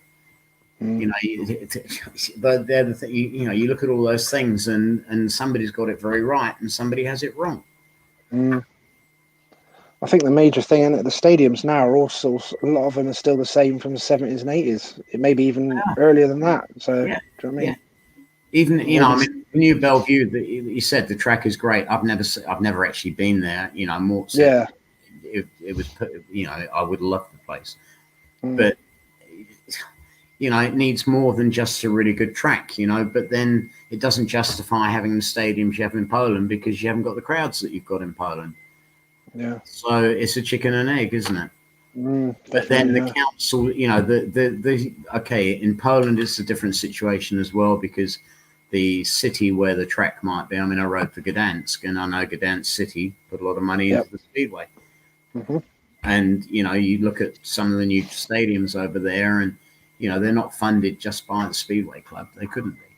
So they've either got massive sponsorship, or it's funded by the local city or the city, you know, the track's based in. Yeah. Maybe that should happen in the UK, you know, I don't know. But then what is the attraction to a town, to bring a Speedway track into it and to invest millions of pounds in it because you're only getting 1,500 people. And it's not as if England can turn around and go, well, we're world team champions, or, you know, it is that chicken and egg, isn't it? Yeah, definitely, mate. And it really is sad. Yeah, very. Yeah. I've got a Neil McCarthy's put, what was the closest you came to winning the world title? He's put Sweden 1980. I think you were fifth, wasn't it? Fifth, yeah. Fifth, yeah. Yeah. Did you feel like you could win that night? They told me I was a failure. I'm sure he didn't mean it. Oh, he did. Oh, he did, definitely. Yeah. Harry could be very biting sometimes. Oh, right, okay. Did he? Did you feel that night that you were? Because that was the one Michael Lee won, wasn't it? Is that Gotham? Yeah, it was. Yeah. People believe it or won't believe it. I don't know. I rode the wrong bike in my first 2 races, and then I changed bikes. I can't remember, from the 3rd race or my 4th race, and I won races then. And whereas the first bike was too strong, and I was getting to the first corner 6 inches the wrong side of people. And as soon as I changed bikes, it was a different story. And that race with Michael at the end, Don Gordon went mad. He thought I let Michael pass me. And yeah, he did. He went absolutely insane because his engines had never been in a world final before. And I was the first rider to make a world final on his engines. I was their works rider. Yep. But Don Godden, who was a fantastic engineer, had actually machined all the engine bolts on the, that holds the engine into the bike. Yeah. Everything, like my bikes were always very, very light. But he actually machined all the engine bolts, like drilled them hollow, and everything was super light. Yeah. That race, 2 out of the 5 engine bolts, it might have been 3 out of the 5 engine bolts snapped where they were too light. And the whole bike was vibrating, which caused the fuel to froth up, and the bike started missing. And at the end of, I think it was the start of the last lap, it looks like I shut off going into the first corner of the last lap. It looks like I actually shut off and let Michael pass. I actually didn't. It was just the bike wouldn't keep going. Yeah, it was misfiring. So it wasn't until I came into the pits. Don Godden's going crazy at me, and my dad's going, "You wanker!" And I'm going, something wrong with the bike. I wanted to win the race. It might still have been world champion. But anyway. Yeah, and the mechanics were checking the bike over, and George Toth, who was an Australian lad that was my mechanic, he just said, "I've got 3 engine bolts here," in his hand. He just pulled them out. There was no nuts on the end or anything. Like say the whole bike was just vibrating like shit. Jesus. But there you go. So that was basically if I'd ridden that bike to start with, it might have been a different story. But there you go. Because that was another point then, basically, wasn't it? Yeah, that was another point then. But then if I'd ridden that bike from my first heat, then things may have been different. But you never know. Yeah. It wasn't meant to be. Stephen Zetterwall put this was at 7:30. He wrote this. This is how far I'm behind on the comments. That's been that many. Sorry. He's put. Oh, that's all right. It's good. Everyone's enjoying it. That's why. He's put over 200 people now watching live, but actually since then there's been over 300 as well watching live as well. Amazing. I've got Greg. How many do you normally get? The most I think we've had. I've been doing it for a couple of weeks now, and I think the most we've had on live is sort of a couple of hundred or so. So you've maxed it again, John. Over 300 live. Another 15-point maximum there. Look. Yeah. Greg Williamson put good day from New Zealand, Mavis. He's put Kiwi Greg here, Wiggy's mechanic. We could all write a book on the fun we had. Yes, we could. And it's maybe I'll do that one day. Maybe I'll do that. A couple of people have asked me, and I've often thought it'd be a really nice thing to do. But the trouble is, but you couldn't put the real names. You'd have to change all the names. For legal reasons. You just, You'd have a lawyer sat there with you going, "No, I don't want to wreck anyone's life. I don't want to wreck anybody's life." But you would probably have to change all the names. It'd make a great film though. Make a fantastic movie. Yeah. It would knock spots off any film you've ever seen. Yeah. Is there a possibility of ever doing a book? Are you interested in doing that? I was like you said, I'd like to do that. It'd be very time consuming, and the ice has melted in your gin now. It would be very time consuming. I don't mind that, but at the end of the day, you kind of and you'd always forget something. That would really piss me off. You just get printed and you go, "Oh fuck." Oh yeah, I remember that. Yeah, I just remembered something else. Excuse me. Bring it back in some way. Yeah. Bring it back. Yeah, bring it back. Yeah. Yeah, no, it'd be good fun to do a book, but to be able to tell the truth, about everything. Awkward these days. Yeah, it's awkward. Just tell the truth about everything. Would be nice. That would be fun. That would be serious fun. I got a feeling that's why everyone likes to listen to you as well, because you do just tell it how it is. Why wouldn't you? What's the point in bullshitting? You know, Yeah, or because like, people, you know what I mean, John. People do that political talk, don't they? yeah, they do. It's bollocks. You know, Yeah. it's like F1. You know, what's with Lewis Hamilton? You know, get a life. You know, he's the most privileged person in the world. Whether he likes to believe it or not, he is privileged. And you know why he's privileged? Do you know why he had that opportunity? Because of the color of his skin. And okay, he was a very talented kid, but McLaren picked him up because he was colored, not because he was a talented kid. There was lots of talented kids out there, but he happened to have a different skin color. And you know, that's why he was given the opportunity originally. And McLaren have always made sure, because they funded his karting the last few years of his karting, but whether he was driving a kart or when he progressed into cars, they always made sure that he was in the best cars that money could buy, or in the best teams that money could put him into. And at the end of the day, that makes a big difference. And you know, I don't want to get into the political thing really, but the Black Lives Matter thing, you know, at the end of the day, all lives matter. I said it on Facebook. I was the first person to say it, that, you know, it's not the color of your skin, it's how you behave. It's whether you're a good person or a bad person. That's what makes the difference. And you know, it does, all lives matter. But he's in a very privileged position, and to put the other drivers in that awkward position where he expects them to kneel down. And I'm sure a lot of them maybe don't necessarily agree with it, but they go along with it. Yeah. It's like, anyway, that's by the by. Sorry. Yeah, I had one question. This next question, Malcolm Trent, I had the same sort of question. He's put, who was your idol, John? I put, what riders did you look up to and idolise when you were young, and why? And did you ever get to race your heroes as well? Barry Briggs, without a doubt. Barry Briggs. Torbjorn Harrison. And later, when I learned more about, when I actually started racing, then Ivan Major became my hero.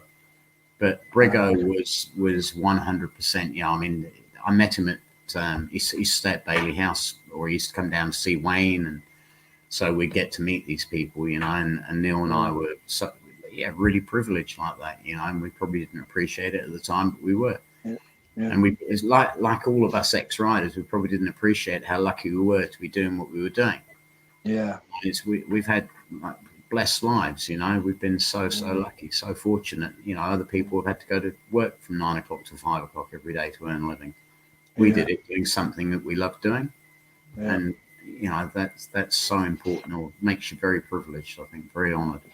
Yeah. But Barry Briggs, without a doubt, and Torbjorn Harrison, he was my hero pretty much at the same time. And then I also had, once I started riding, Crystal Lofquist came and lived at the caravan park in Bow Wirebrand, and Crystal became a big hero. And likewise, Ivan Major. He was the ultimate professional. I've actually got a cool photo here somewhere of you in front of Barry Briggs. That was the first time I ever beat him at Oxford. Yep. And then it was home and away that day. That was in the morning at Oxford, and then I beat him at Wimbledon in the evening as well. So did that feel quite surreal, beating like your hero, someone you'd look up to, and then you were actually obviously racing? Yeah. Must have been amazing, yeah. Yeah, 100%. And you know, like Briggo would, he'd go and try engines out down at Weymouth, and you know, just Briggo was again always searching for half a mile an hour at the end of the straight. He was always trying different things and trying to improve and development and everything else. And he had a fantastic brain like that. You know, he was like a very curious human being, would try different things. And he could never believe how quick I could be over the foot. It just, I don't know why I was a good starter, but he would have cotton before you know, you could do it with laser beams. He'd put cotton across the track and like time you between two pieces of cotton. And when you broke the cotton, you started the clock and you stopped it when you got to the next, instead of beams.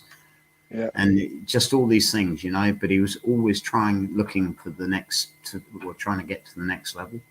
And that was why he was such a fantastic, successful rider.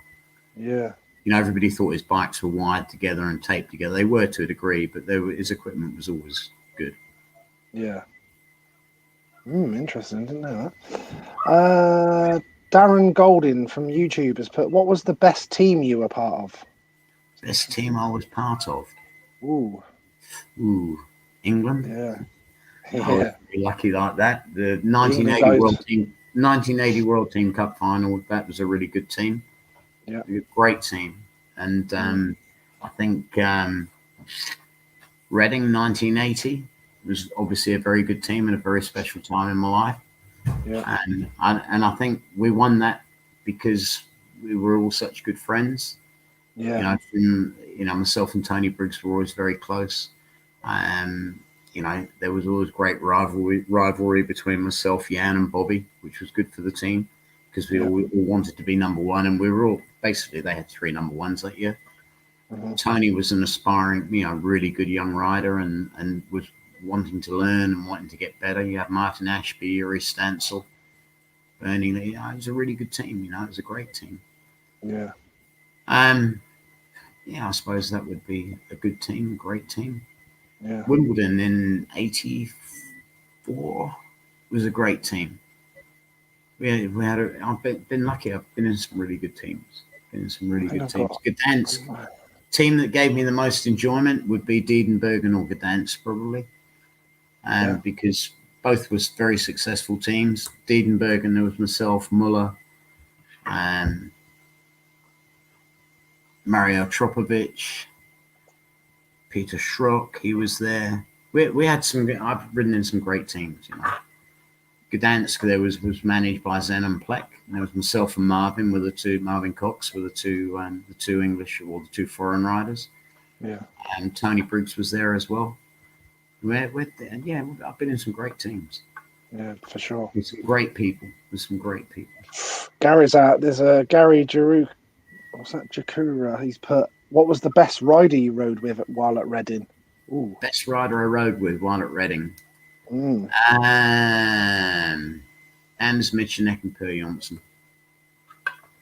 Yeah, both class riders. Yeah. Both world champions. Yeah. I mean, that wasn't why I picked them, so both world champions. I just realized they were world champions, but Per was obviously starting out in his career. Very, very classy, really lovely guy. Obviously had a very unfortunate accident in his life. But Mitch was the ultimate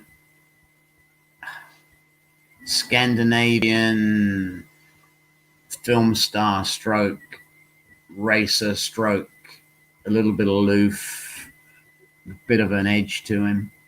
He was a cool dude. That's the word, cool dude. There you go. Cool dude, yeah. Mitch was a really cool dude. Yeah. Legends, aren't they? Both legends. Yeah. For sure. I might be speaking to Per as well. Spoke to Per. He's going to try. Yeah, that'd be really cool. He's hopefully coming on. There you are. There's your man on the screen. Peter. Herman the German. Hey, JD, I'm still having nightmares from the showers in Dugenbergen, is it? Diebergen. Yeah. But love you. Yeah, well, he didn't see the showers in Pardubice when they were really bad. But Diedenbergen was, the showers were really good. It's just, there were some nightmare bodies in there, unfortunately. Yeah. Gary Herman Germans. Hella Gunderson's come up on the comments and put best wishes, John, from Eric and Hella. Eric was one of the greatest riders that ever sat on a speedway bike. Yeah, amazing. And we partied one night in Norrköping after a big international meeting in Sweden. And Eric sat in his van and fell asleep, slumped against the window in the driving seat. And he said, "Wake me up early in the morning." So I'm like knocking on the window, and woke him up. And the guy from the house drove him to the airport, and he flew back and he got 15 points. But he was the most unbelievable rider. Class. And just the balance he had. He was an ultimate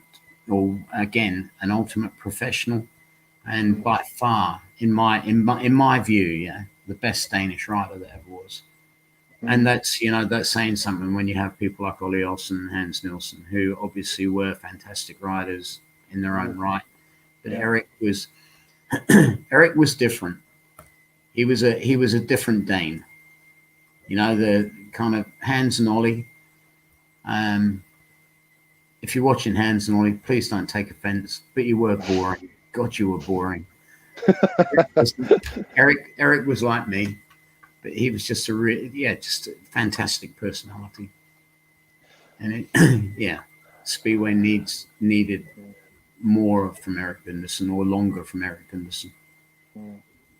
Just a fantastic rider. I did speak to him, and he said he would do an interview, so that'd be a really cool one as well, for sure. So hopefully he'll come on. No, definitely. Eric has got such a sense of humor on him, and he is such a good guy. I went to part of it 2 years ago. I've been to quite a few golden helmets. I get invited nearly every year. And Eric had been invited this particular year, and he couldn't go. I don't know if he was busy or not very well. I seem to remember he wasn't very well. And I did this little movie everywhere I went, because we were going to meet, but I said, look, we could have met at Prague airport, and we could have traveled down together. And so he said, so I kept videoing everything, and I'd send him on WhatsApp. I'd send him videos of my journey all the way down to Pardubice and the meeting, flashes in the meeting. Yeah, just really good friends, and it's a real special person. Yeah, very special person. Hella too. Hella's been fantastic for Eric. Lovely. I've got a. It says Dave Jessup there. Is that the actual real Dave Jessup? What did you think of the banking at Halifax? The banking at Halifax. I loved the banking at Halifax. It was. I loved any bank tracks. Again, going back to the big fast tracks. Bellevue was banked. Exeter was probably a little bit steeper banking than Halifax, although turn 4 at Halifax, 3 and 4 were pretty steep.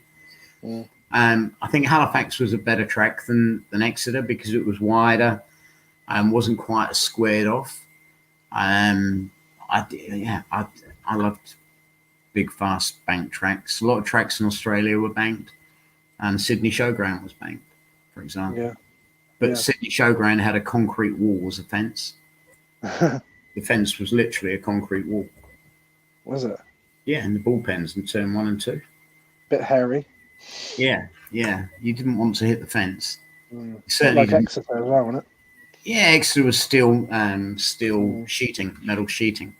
But the bullpen or Sydney Showground, it was a concrete wall on the first and second corner. I'm certain it was first and second corner. Steep stuff. Neil Mittleditch is sticking his fingers up, so I'm not sure what that was to. But that was 3/4 of an hour ago. Oh, was it? Oh, okay. Thanks. Good luck. Love you too. Love you too. Darren Golding has put, look at the profile picture, JD. Back in the day at some disco, you with the girl I married a few years later in this profile pic. I don't know if you can see that there. He married this girl. He married the girl a few years later, apparently. Okay. Wonderful woman, Darren. I hope you've had a great marriage. Awesome. Is Adams Winslet? What's he put here? He's put Jeff Smith, motocrosser in the 60s, MX champion, said that the Russian GP was lined with the army with machine guns. Yeah, wouldn't surprise me in the slightest. I mean, Poland was like that as well. And we'd go to, as a touring team, we used to go to Poland. You'd get an England A and an England B. We'd tour Poland. We'd fly out there, do so many meetings, fly back. And then we'd fly out there maybe again later in the year and do so many meetings and fly back. Yeah. And we always had a guy called Richard Lubachevsky was our interpreter, our KGB agent. And whenever you went into, you'd go into a restaurant and the restaurant could be full up. No tables available. Okay, it wasn't a restaurant, as you know, restaurants here. It was very different over there. Yeah. And then all of a sudden, you'd look around and this table would have been emptied miraculously. While you would, he'd go and talk to whoever the maitre d' might be, and all of a sudden these people, where they could be eating their food, and their food, like, it would all just disappear, and they'd be turfed out the back door, and the table would be made available for the, you know, for the team or whatever. And it was communism. It was a harsh environment, you know, and it was not always very pretty. But they looked after sportsmen fantastically well. And yeah, I can well imagine that the Russian Grand Prix would have had police with machine guns there. They didn't take any shit from anybody. No, scary old times. It's like when you go through the borders, you know, from you go through no man's land, and whenever you went to a hotel, they'd always take your passport. And if you had somebody with you that it was first time over there, they were always, you know, due to have their passport nicked, because they'd every time, and we'd pick up passports, and we'd pick up somebody, you know, Kelvin Tatum, actually, he was subjected to this in part of it. So we went there, yeah.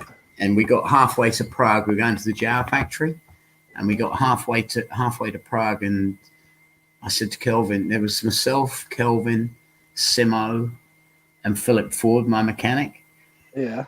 And Ken Burnett, Simo's mechanic. And we got, probably within 20 miles of the Jar factory, and somebody brought up the subject of passports, and Kelvin's gone, oh my God, I left my passport behind. We had his passport. Oh, and we're going, hey, no idea. Yeah, you're going to be stuck here for, I don't know, you know, like, it's probably been sold by now. You won't even exist. You know, how are you going to get back to England? What do you mean? How am I going? I'll just come with you guys. Well, no, you can't do that. You've got no passport. You have to go to the British Embassy. You'll be here. It won't be any more than a month. Might be 2 months. Maybe if it's really bad, it'd be 12 months, and you'll be one of those army guys we saw at the stadium, you know, that were stood by the side of the road so that we could go down. There was no traffic for us. You know, maybe you'll be wearing one of those uniforms next year. Yeah. Anyway, laughing and joking and take it, you know, like, and all of it. He's actually getting quite worried. And then we get to the Jar factory, and I told Evshan Urban, I said to Evshan, look, we got Kelvin's passport, but he thinks he's in dire trouble. You know, he thinks he's going to be locked up over here or not allowed out of the country. So as we go around all the departments, you know, we go around, you know, the guys that are making the flywheels, and the guys that are doing the casting and the heads, and Evshan's telling them in Czech, you know, that Kelvin's Tatum there, they've got his passport. He's crapping himself because he thinks he's going to be kept here, and they're all laughing, you know. Kelvin doesn't know with that, and they're everywhere. And Evshan's going, it's really serious, Kelvin. You know, this. You know, I don't know quite what we're going to do. You know, you might have to be here for 2 or 3 months, because it was, you know, still genuine Iron Curtain country. Yeah. So we go into the boardroom and have a coffee in the Jar factory.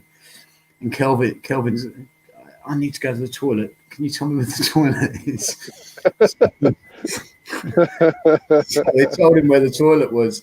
And Philip, my mechanic, happened to go in there about 2 minutes. And Kelvin's almost in tears, you know, because he's like, he's got a passport. He's, you know, I think he's going to get locked up and detained in the Czech Republic.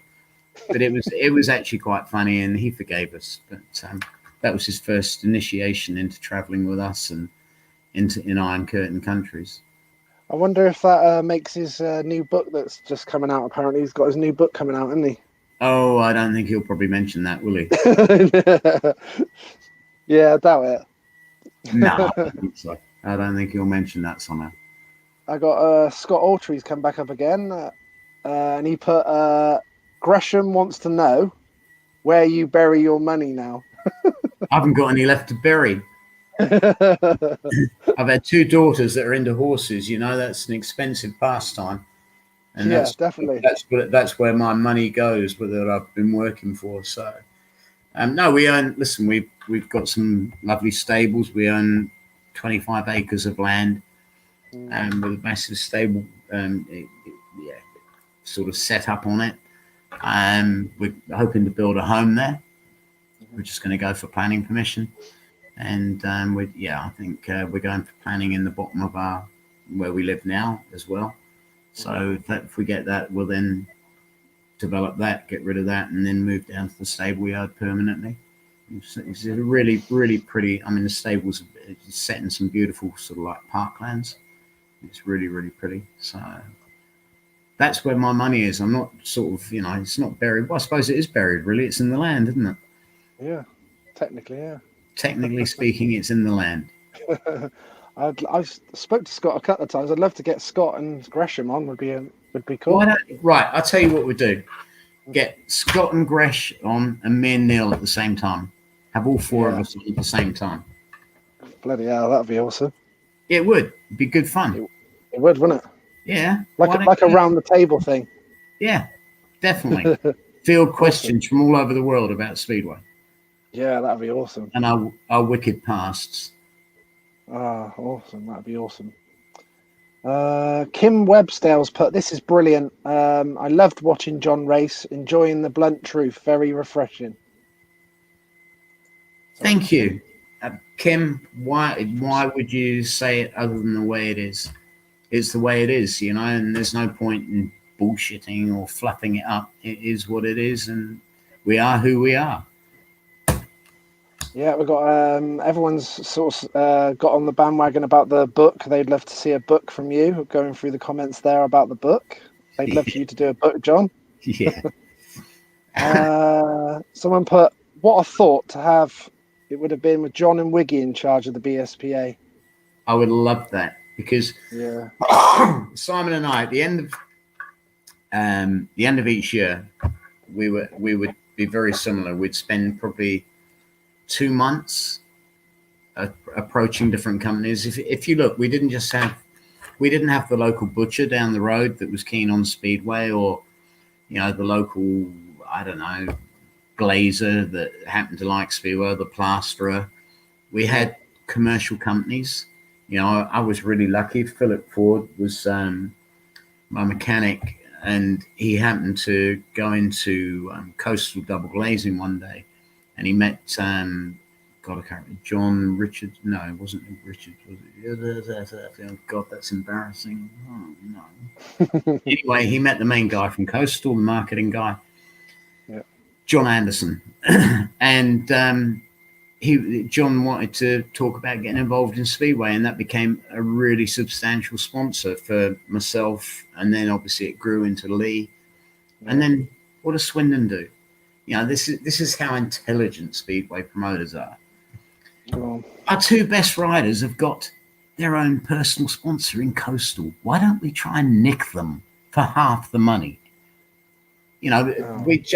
John Anderson asked me to price running myself and Lee Adams from a factory unit, like a little mini Formula One team.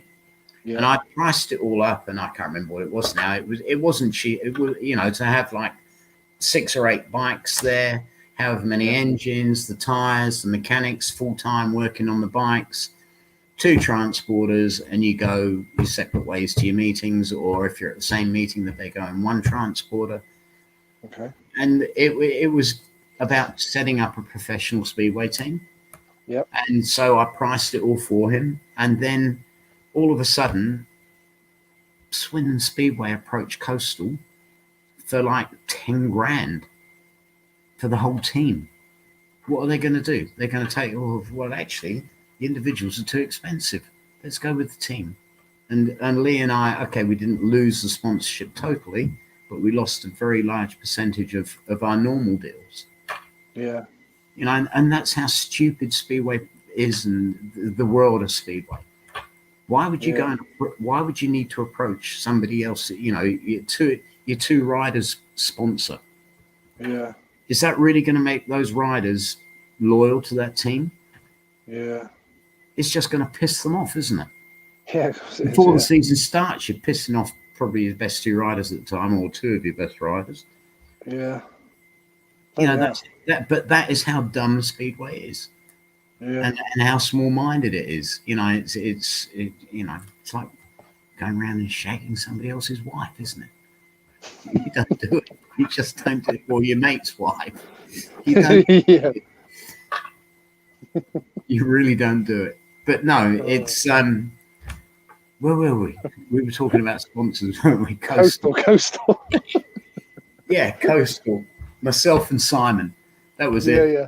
We would both work on sponsors. Yeah, we would spend 2 Yeah. months, probably 2 months after the season finished, Yeah. and we'd produce like portfolios of all the publicity we'd had through that year, and they would all be sent, plus any video footage or TV interviews or anything like that would be put onto like a small DVD. Yeah. Probably a big fucking 8-track cassette. And sent off to the companies that sponsored you. This is the coverage you've received for the year, blah, blah, blah. Thank you very much for your, and very nice professional, yeah. Just, not bullshit, but the truth. Because what can't say, can't lie, can it? Exactly. And, especially national coverage, from the national press. International, yeah. Yeah. So, and then you would also send a similar thing off to companies that you were starting to approach for the following year. And that would be, it wouldn't be the local greengrocer, trust me. It was, I had people from Tom Taylor Clothing in Hamburg to Look Clutches in Germany, Kenwood Hi-Fi Systems, Dunlop Tires, Mercedes-Benz, Saab, all like proper sponsors. Yeah, it was a commercial proposition to them that they happened to think was worth taking on board. It has to work both ways. There's no sponsorship. It's not a gift. It is a business transaction. Scott Autry put excellent, honest interview. Well done. Hey, Scotty, I love you too.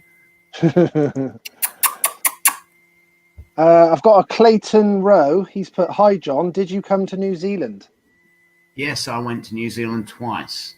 I went there once with Dave Morton in 1856 BC. I won the South Island Championship. He won the North Island Championship.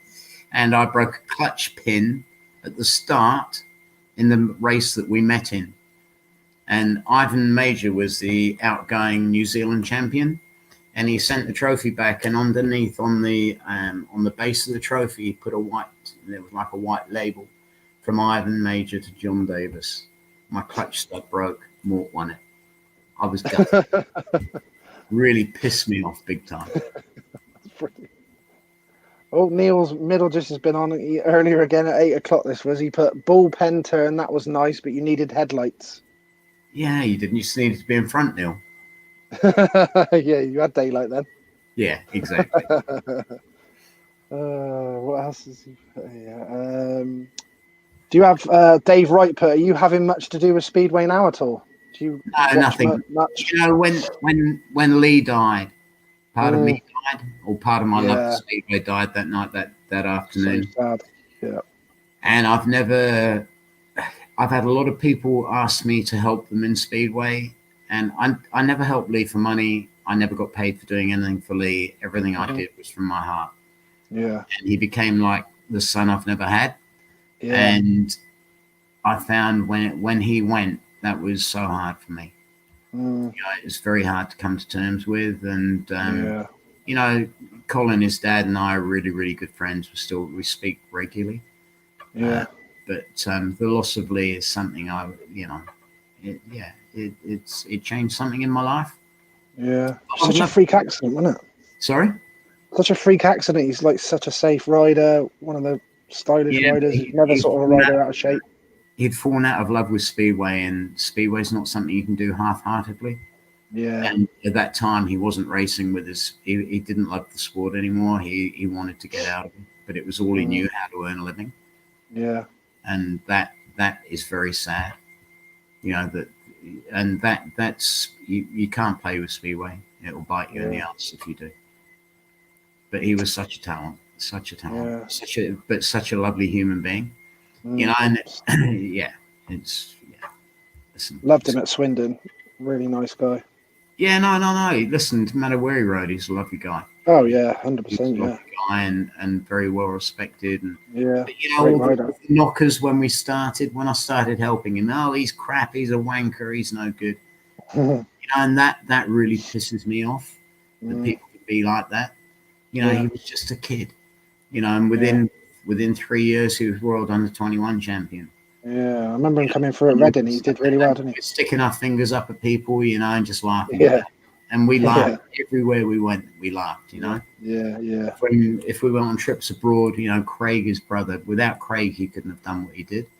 Yeah. But just the trips abroad, and you know, like there was one lad came with us abroad, and he bought these Speedway. I can't remember. He bought some forks when we were in Czechoslovakia. Yeah. And this lad was riding Speedway, and he bought these forks, and they were really cheap. And I told him they were left-handed Speedway forks. And he said, "What do you mean?" Sorry, right-handed Speedway forks. He said, "What do you mean?" I said, "Well, that's why they're cheap." And he said, "I don't understand." I said, "Well, in the Czech Republic, they do left-handed Speedway and right-handed Speedway, and those are right-handed Speedway forks. That's why they're cheap." And like we kept this going all the way back home. Just shit like that, you know, and just and again, nicking passports and swapping passports and sticking, you know, just stupid things. Yeah. Childish, very childish, but you know, it's camaraderie, isn't it? Yeah, exactly. Yeah, just camaraderie. Great memories there for sure. Yeah, no, 100%. But I'd love to be involved with. I'd love to be involved with the Grand Prix. Yeah, 100%. I'd love to be involved with the Grand Prix. And if the catering doesn't pick up, because I can't see any events happening next year, maybe I'll ask them for a job. Yeah, there you go. Look, there's the advertisement live. Yeah. John Davis back in Speedway. That'd be cool. I've got a question here from Mike Wood. He's a very good motocross photographer. Used to take some of mine back in the day. He's put great rider who I've loved to have seen a young John Davis racing in today's GP series. I would love to have been a young John Davis racing in today's GP series too. That's something I would love to do. I said, you know, it's something that I'm blowing my own trumpet, but I was 10 times better on the continent than I was in England. I wasn't bad in England, but I very rarely got beaten in, you know, for example, the German league. Okay, everyone would say Egon Muller's a wanker, but Egon Muller is a very clever man, and he was clever enough to become world champion at Norden in 83 or whichever year it was. Yeah, 84, something. Yeah, 84. Yeah. You know, he was very hard to beat in Germany, and I used to beat him regularly. You know, and you know, the same with the Poles. You know, when you go into their backyard, they were very hard to beat. But I used to beat them. You know, PC was the same. You know, PC would go over there and win. You know, like Ivan's farewell meetings. You know, had all the top riders in the world at them. Yeah. And, you know, I'd win them. You know, the one in Lancet, I won that. I won George Hack's farewell in Lancet. They had all the top riders, you know, and just regular open meetings in Germany, Poland, the Czech Republic, you know, and Italy, Sweden, and I'd win them. Yeah. You know, and it's, I would love to have been in the GPs. Love to. Yeah. Definitely have suited you for sure. Yeah, 100%. I got Linda Fitch. She's put Linda and Mike. Mike and Mick Fitch. Yeah, he used to mechanic for me at Reading when I first went to Reading. Yeah, he's just put his watch. He's watching, and he used to be John's mechanic. That's right. Yeah, so they're watching as well. Lots of love, Mick and Lynn. Thank you for all those years, mate. Brilliant. Also, just had a comment that was just gone 8 o'clock. Richard Knight, respect to JD. Richard Knight, remember Richard Knight? I remember Richard very, very well. Yes. A lot of time together in South Africa on the one trip I did to South Africa. Richard was a top rider. You know, just shows you that was a name that I forgot when I was talking about British riders. British riders, yeah. But there's so many of them. Now you can't name 5. They're all crap, apart from Ty. You know, and respect Scott for what he's done in the past, but you know. The young people coming through, you know, they're so far and few between, and that's such a shame. You know, because they need the right groundings. They need to be able to talk, to eat the right things, to train the right way, to have the right person doing their engines, not to go on TV when they've had a crap meeting. Instead of going, well, actually, I rode like a wanker. Go, well, I couldn't find the setup, man. You know, the setup. Talk to Michael Lee about setup. Michael Lee, there you go. Bet that's such a fucking talent. Michael is such a talent. Okay, he went wayward in his life. You know, we all make mistakes, and stuff happens for a reason in life. Yeah. I was talking to Michael the other day. Michael said, I am sick of people talking about they can't find the setup. He said it's such a lot of bollocks. We used to have the same engines. I could ride the same engine at Wimbledon and in Warsaw or Wrocław in Poland on a track twice as big as Wimbledon, and you could still win races and beat the best. But it's about mental attitude. It's about admitting when you're riding like a prick, and you know, don't just go, I can't find the setup, man. Oh God, it's bullshit. Absolute bollocks. It really is. It really is. They do say that a lot. They do. It's always, I can't find the setup, man. You know, and all of a sudden, miraculously, they win a race, you know, and it's like, I found the setup now. I'm cool now. It's not. It's, you know, you might have met, like you've gone out, different mental attitude, whatever. You know, they honestly, they blame the setup for everything. And it's not all about the setup. The setup, 90% of it's in there. Big mental game, isn't it? Yeah, of course it is. Any sport, doesn't matter what sport you're playing at and what level you're playing that sport at. You know, there is so much of it in the head. And they get screwed up about the setup. You know, if you make a start in a speedway race and you're in front and you've got fresh air and you're relaxed and you're feeling the bike and you're feeling the grip and you're on the gas and the front wheel's hovering as you're coming off the corners, you're feeling great. Yeah. You found the setup. Because you're feeling good. You've made the start. What can go wrong? It's like throwing shit off a stick, my boy. But when you can't do it, and you're struggling and your fucking head's going and you're thinking, oh God, I can't find the setup, and you go into the start and you're thinking that much motor or that much motor, or knock a bit of motor off, or am I sitting in quite the right place, or and by that time the tapes have gone, your head's screwed and you're third or fourth. And you can't find the setup, can you? Because you're riding like a twat. A lot of overthinking goes on, because I did ask a couple of riders. Speedway is not that complex a sport. Yeah. It really isn't. People overcomplicate it. It's about being so ruthless going to the first corner, especially at GP level. Classic example, Jason. I love Jason to all the bits. He's JD2, I'm JD1. That's what we call each other. Okay. And he is such a good rider. I saw that night at Swindon, he's a different league. You know, he's relaxed, he's getting to the corner. He gets to a certain level. You watch him in powder bits, the Czech Golden Helmet. Smokes it, last 2 or 3 years. But there's something at GP level now that he's, I say overthinking it, but trying too hard. You know, when you want something too badly. Yeah. If you want something too badly in life, you start over trying, and when you start over trying, things start going wrong. Sometimes you have to take a step back. There's that imaginary line there. And if your brain is too far below it, you're too relaxed. If your brain's up here, you're too screwed up, you're too tense, and you won't perform. That's where you perform at your optimum. And it's trying to get as close to that as you can without going above it and without being obviously too far below it. That is the optimum performance level. And that's what you've got to try and hit consistently, irrespective of whether it's a league meeting, Grand Prix, whatever, World Cup meeting. That's that level you've got to try and be at to perform to your maximum. Because, John, I know a lot of these sports now, a lot of these top sportsmen, from sportswomen, sportsmen from all sports, they all go and see sort of psychologists now, don't they? And all that. I did. Did you? I was one of those people. Yes. Did you? Yes. Oh, right. Didn't know that. Yeah, I was probably one of the first speedway riders to do that. In Perth, in Australia, I was, I don't know, 21 maybe. And I met this guy called Lars Unnestal, who was a Swedish psycho, hypno, doobry, witchcraft. And he made lots of little cassettes for me. Yeah.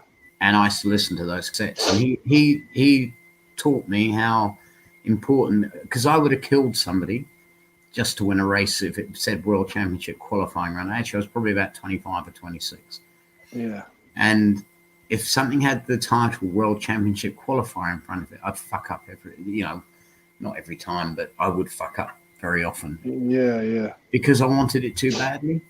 Mm-hmm. And I met this Lars Unestal, and he taught me about relaxing and going down into this room, this golden room, whatever your favorite color. My room was probably pink. And you went into this room that was in your favorite color and it had all your favorite things in there, and you visualized on the screen. You just laid back on the bed or the couch or whatever you want to lay back on. Mm-hmm. And you just visualized what you wanted to happen that night or in that particular instance, and that was how you got yourself into this mental state of performing at the optimum level. Yeah.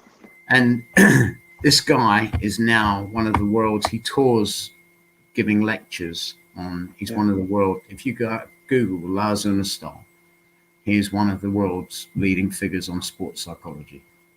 And I met him. He was in Perth. I think he was there to teach these Australian swimmers or some of the athletes about sports psychology. And I just happened to meet him. He was keen on Speedway. Wow. So, yeah. Interesting. Yeah. Head of the time there with that. I was with that, yeah. Oh, that's really cool. I didn't know that. That's interesting. Yeah.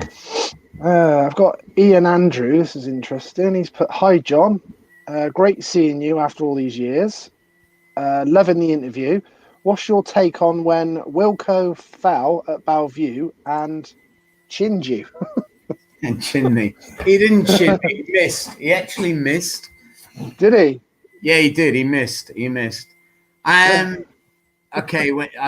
We I think probably 3 times. They reran the race maybe 2 or 3 times, and the third time, each time Wilkie came down on the first corner. Okay. And the last time, his bike was covered in shit. He couldn't push it. He couldn't ride it back. So he's walking across the centre green, and every step he's walking. Ray Wilson, I don't know what Ray Wilson was doing there. Maybe he was guesting for Bellevue. He said, "My boy," he said, "you want to be careful when he comes back because I can see he's not happy." And my dad said, I'm sat on my bike. I didn't get off my bike. Yeah. And I didn't take my helmet or my face mask off or anything like that. My dad stood behind me. And as he got in front of the bike, he went whack to punch me in the face. And I just rocked back and he's missed. And he got excluded from the race anyway, and he got fined for that. And when I came back into the pits, he came over and he put his arm around me and he just said, "I'm really sorry." I said, "Well, if I would not kill on purpose, not 3 times, twice maybe, 3 times no." He was another fantastic character, characters in Speedway now. Yeah. Wilkie was a legend at Bellevue. But there were so many of them. British Speedway was full of characters, personalities, and people that were charismatic. Somebody who walks down the street and people look at twice. Ask them why they looked at them twice. They don't know. But there's something about the way that person walks, the way they look, or the way they hold themselves. They're charismatic. Yeah. And it intrigues people. And Speedway was full of people like that then. Yeah. You were definitely one of them. I don't know about that. I was just definitely were. I was in the wrong place at the right time, or the right place. Oh, Roscoe's put something. Just gone 8 o'clock. That was. He put bar fatty. Bar fatty. Fatty. Fucking talk. Oh, Barney's put JD once a star, always a star. Great show from Barney Kennett. He said. Thank you, Barney. Cool. You got my mum's come back on again. She put happy birthday. Hey, keep me talking long enough. She can give me a birthday kiss. Yeah, exactly. Yeah. Thank you, Jenny. She'd like that. So would I. She hasn't got a beard. No. Well, she never used to have anyway. No. Paul Carter put, during your career, you were involved in a lot of local derbies. He's put Peterborough v Boston, Reading v Swindon, etc. Which one did you enjoy winding up the opposition fans the most? Reading against Wimbledon, Reading against Poole. Has to be Reading against Poole. Okay. Whenever I was riding for Reading and we were at Poole, it was like I lived 8 miles from Poole. And I've always lived 8 miles from Poole. Always been a local boy here. And my biggest fear whenever I went to Poole was failure. And it's a hell of a motivator when the fear of failure bites, and you just got to win at all costs. I used to love riding at Poole, especially I love riding at Poole when I rode for Poole, but when I rode for Reading, we used to come and if you visit somewhere every now and again, it's very easy to build yourself up, with the adrenaline factor. Yeah. And when you're there week in, week out, sometimes it can become a bit mundane. But the actual adrenaline rush of going to, sort of Reading v Poole and Reading actually beating Poole at Poole, that was not so much at Reading, and that was just a normal home match to me. But when I was racing at Poole, or when Reading were racing at Swindon, that was a bit like, a real incentive to win at Swindon. Yeah. It's just the way it is. Yeah. I love a challenge. I love a fight. Yeah, there was good old atmospheres as well, weren't there, with these derbies. Yeah. Bank holiday meetings as well, the double headers. No, exactly. All that stuff is what Speedway was about. And that's what it's lost so much of, How can you have a top league with 5 teams or 6 teams, or how many teams are in it now? Or would have been? How many would have been in the top league this year? I don't even know what they call the top league. Is it 8 or 9 elite league? Is it? Oh, okay, 8 or 9. How can you have 8 or 9 teams in a bloody league and keep it interesting? It's not interesting, is it? Yeah, I don't know what the situation is. Where they can obviously they got the 2 leagues. Is it possible or may they have to go into 1 league at some point? Well, there won't be enough of them to have 2 leagues, will there? No, but a lot of them are doubling up and all that sort of stuff. Yeah, as well. I don't even know the names of the riders anymore. Okay, the top blokes, of course you do, but there's none of those racing in England, is there? No. For British Speedway to survive, somehow they need to get the top 10 from the GPs racing in the league over here.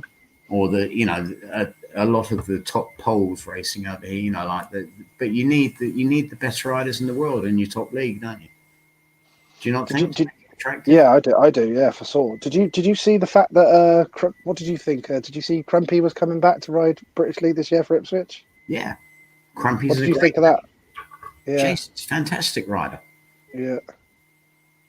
That hopefully that would help put bums on seats. Yeah, Nicky Pedersen at Sheffield. Yeah, and I mean, Nicky's never been away, has he? Nicky's always been riding, People want to watch him, they can see him on the internet, can't they? Yeah. But Jason's a bit different, Jason's not racing, he's away from the sport. Yeah. But it was sort of like people were looking forward to this season more than most with, like you said, Crumpy coming back, Pedersen coming back to British Speedway. There's a few of the guys. I think Peter Kildman was coming back to Bellevue, I believe, and Everson and a few of the GP guys. So I suppose there was a bit more interest this year for sure. Yeah, but Kildman's nothing, is he? He's just like he's out. I mean, he's not even on the same planet, is he? Have you ever tried having a conversation? He's a really nice lad, but like he gets on a bike and it just all goes a bit wayward. He's a bit of a Chris Julian or a Chris Blewett or a, do you know what I mean? I've seen him pull some really strange moves out. Actually, there was a couple at Swindon as well. When he was riding at Swindon, he was like miles out in front. You sort of do that, like think, I'll start to fill out the program potentially or something. And then you look up and he was like in the air. He's sitting on his ass or like, and you go, what the fuck's all that about? Yeah, I was like, oh shit, what happened there? And if you asked him, he probably wouldn't know. He was spectacular, to be fair. Yeah, exactly. Yeah, he was spectacular, but you need to combine being spectacular. It's about entertainment, isn't it? Yeah. Speedway's a show. You need to be a showman. Like, you need to be an entertainer, don't you? Yeah. And there's not enough entertainers in it. Charismatic entertainers, showmen, winners, losers. Right, Roscoe. wasn't the greatest rider in the world, but he had a good fan base and he was an entertainer, wasn't he? Yeah. Do you Still is. where I'm coming from? He still is. I love you, Roscoe. I'm not saying you were slow, you weren't, but you had a bit of charisma about you. You had something about you, and there's nobody. The fans as well. With the fans is a big thing, isn't it? Oh, it was great with the fans. You know, like kiss your baby, whatever. You know, but that's just Roscoe. He's a lovely. Your mum. Hey, kiss your mum. Yeah, you know. Brilliant. Peter, what's he put?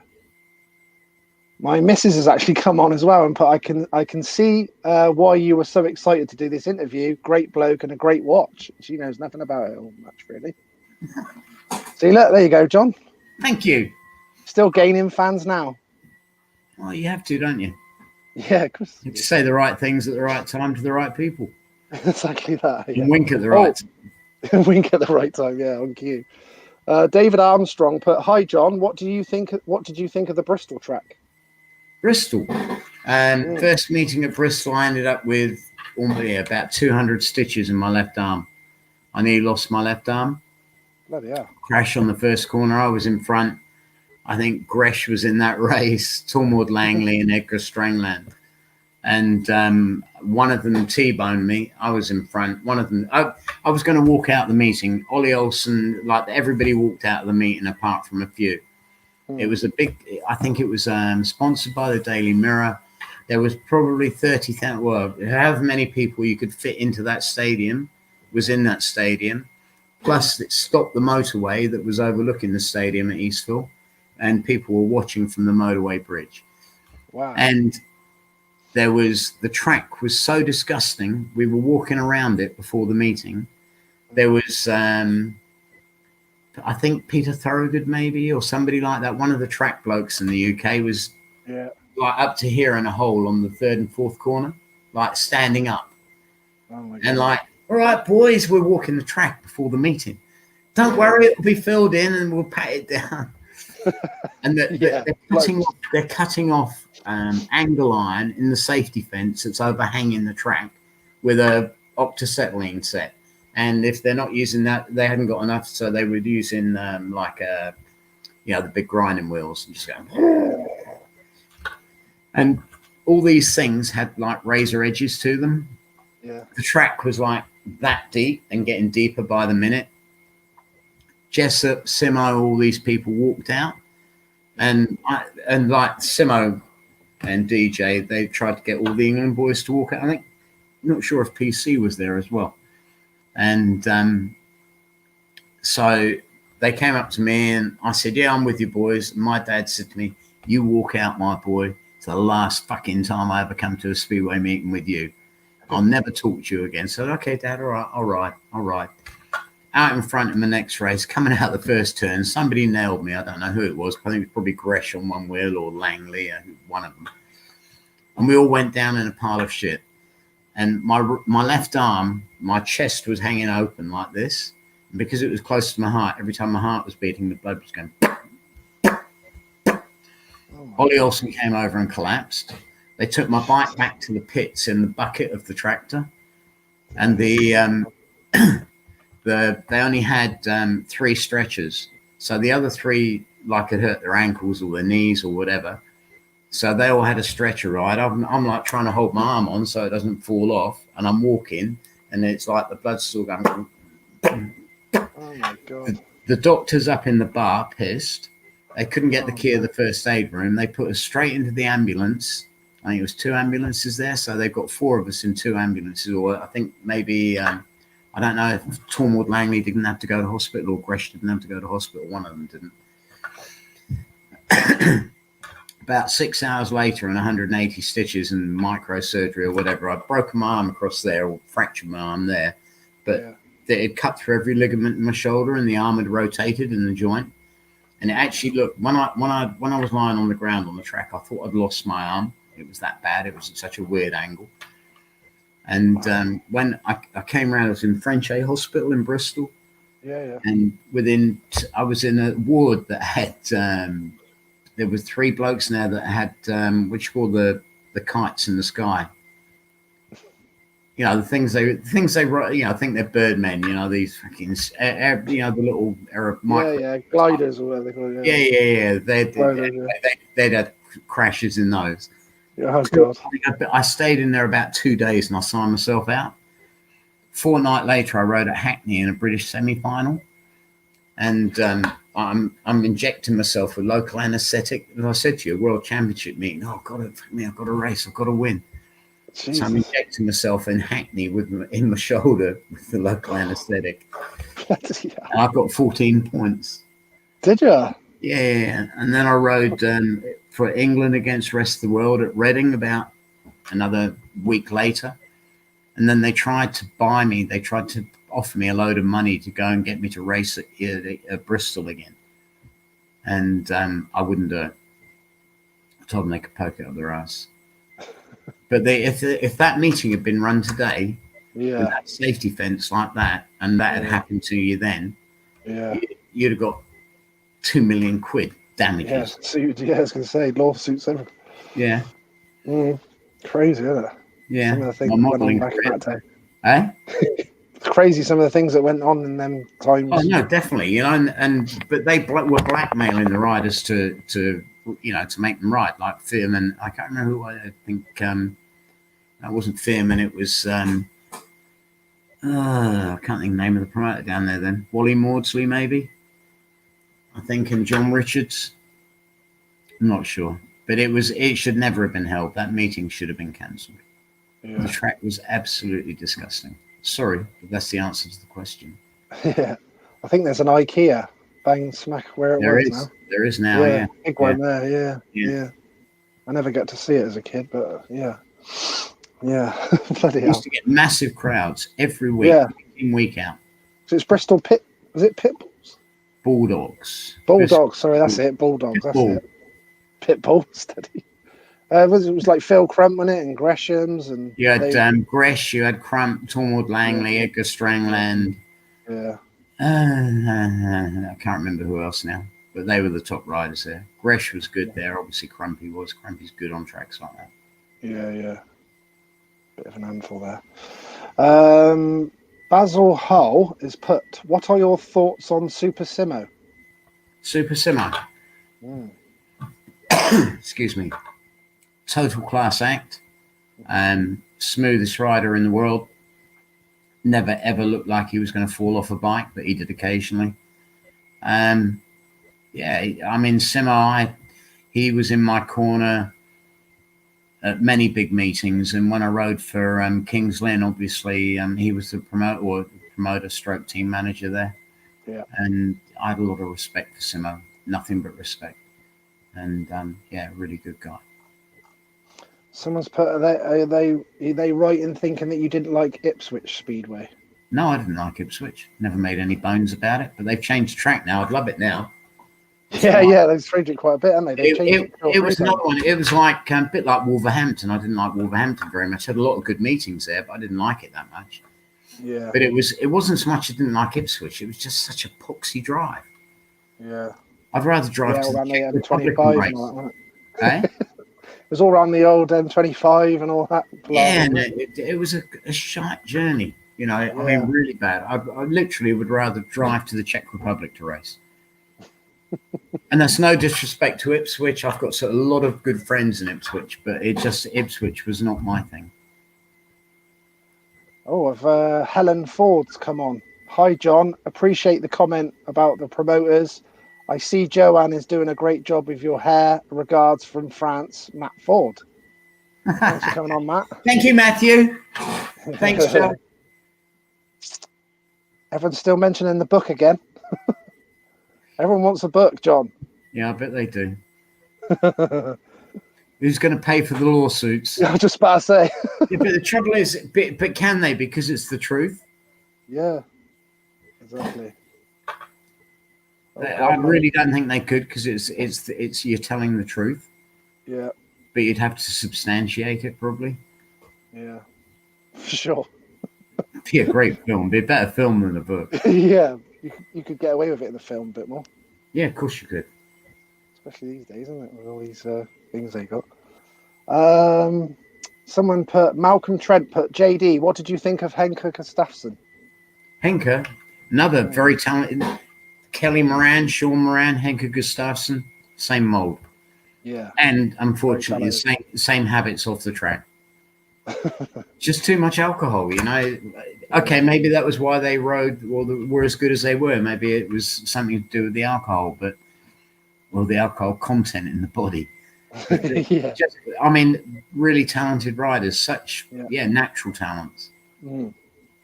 I remember Henke quite a bit. Yeah, he was very good, wasn't he? Yeah, no, he was very. Unbelievable ride. I had a really good race with him in Diedenberg, and God, I don't know. Yeah, you're talking 20 odd years ago. But just such a good racer. And so fair to race against. So were Kelly and Sean. I raced wheel to wheel with Sean so many times around Sheffield. Mm-hmm. Yeah, neither of us could have stuck the other one very easily and seriously hurt each other. But you didn't always left enough room, and it was the races were like unbelievable. You know, just really good fun. That must be nice to know that you can race hard and close with riders like that. It must be nice to be able to do that, knowing that. Yeah, no, definitely, of course. Was there guys that you didn't enjoy racing with too much? They were sort of well known for being a bit dodgy. Yeah, Roman Matusek. Yeah. And you laugh because in England he wasn't worth a wank, but you get him in Pardubice or Prague especially, and he was a hard guy to beat. Yeah. You know, you had your work cut out if you were going to beat him. Yeah. But I know that. Listen, there's always somebody, isn't there, that's a bit of a Lulu. But no, most of them, if you made a good enough start and you were going quick enough, they weren't going to get near you anyway, were they? No. It was if you're in traffic, that's when you can get hurt. Yeah, for sure. Chris Gibby put, can you remember when you found baby oil in your shoes in King's Lynn? Can you explain? Oh, Gibby, you're fucking funny. I would never explain that, Gibby, because it would embarrass you too much. Mark Bryant put, nothing like JD in spotless colours, different every year. Love John at Wimbledon and a hero from Young. Thank you. Really nice to say, Mark. And listen, it was about winning. Winning, it's strange, winning was the most important thing to me. But if you could combine winning, looking good, having sharp equipment, trying to project yourself professionally, a professional image, right from, the mechanics' clothing to the way the bikes were presented, to the way the van was presented, to my leathers, to the team wear we had. It was like a package, and you tried to do it so that everything fitted and everything looked part of the team. And that was what it was about. Now everybody's team blends into one, doesn't it? You go to Swindon, and they all blur into each other, don't they? When they're on the track. You mean team colours, yeah. Yeah, the team colour thing, which I get it and I respect why they do it. But there's no individuality. No one. It doesn't make anyone outstanding. Yeah. And you're always going to have your winners. You're always going to have losers. That's life. But some of the losers or the ones that are running sort of third and fourth, if they looked a bit different as well, they then maybe can become a bit of a personality, which lifts them again and makes it more entertaining. I just think it's all very mundane now. And the rules, are stifling the sport as well. While nobody wants to see people run over the tapes 20 times, I don't think it's necessarily a great thing that you can't touch the tapes. No. It was all part of the build-up to the race, wasn't it? Yeah. And they've got very finicky with the starts now, haven't they? Yes, I think if you make a good gate, it's too good a gate and all that. You'd have been pulled back every week. Yeah, no, but you're not necessarily cheating either, But it's just anticipating and stuff. Yeah, or just good reactions, whatever it might be. Yeah. But I think not being allowed to touch the tapes. I think you should be allowed to touch the tapes because it's all part of the build-up to the race, and the crowd get pissed off and they start screaming, and it creates noise and atmosphere, and You get goodies and baddies, don't you? And entertainment's about goodies and baddies, isn't it? Yeah, definitely. Brings an atmosphere. Speedway is, people have lost sight of why people go to Speedway. They go there to be entertained. Yeah. Is that right? Yeah, it's true. Yeah. Yep. And Speedway itself, just 20 races. Mm. Or how many heats are in a league match now? 15. Okay, 15 heats in a league match. Yeah. I'm sorry, but 15 heats doesn't really stand up on its own as entertainment. Mm. Especially when they're over in a minute, and while one race is out, one race goes in, the next one's out straight away. Mm. It's kind of over too quick. It needs to be savored, to be enjoyed, and it needs to be entertaining right from the moment the paying client walks through the gate to the moment they leave, so that when they leave, they go, "Fuck me, that was a good night." Yeah. I enjoyed it right from the moment I got there to the moment I left. Yeah. Yeah. That's what you're looking for. Yeah, definitely. Entertained from the moment they go into the moment they leave. Got a Scott Chappell tell the story about the time you had pink hair, John. Oh, right. Yeah, Scott was my hairdresser. Andy was Roscoe's hairdresser. Oh, was he? Yeah. Scott was Scott was a famous hairdresser in Poole. And I've been colouring my hair. My hair's been like burgundy, it's been blonde, it's been blue, it's been silver, it's been, you name it, it's been it. Going to Poland for one of those test series I was talking to you about early on. Yeah. And I had new blue and white Czech leathers. I picked up PC's new leathers from Sportac as well for the trip from Gillingham. And I nipped over to Scott about 11 o'clock at night. Said, "Scott, I'll have blue hair." And he put what's called like a water rinse through my hair. And I've got like blue coloured hair to go with my leathers. Yeah. Anyway, we go out on it's warming the bikes up. Bikes go out. It is tipping down with rain. Yeah. So anyway, PC's behind me in the team. Like, I don't know what number I was. Don't know what number he was. But we get halfway across, walking out towards where the bikes are at the starting gate. And he goes, "Mavis, fuck off, PC. Mavis, fuck off, PC. Your hair's running, Mavis. Yeah, fuck off, PC. No, look at your leathers." And I look down my leathers. My leathers got all this purple shit running down these new blue and white Czech leathers. Well, they were white more than blue. Yeah.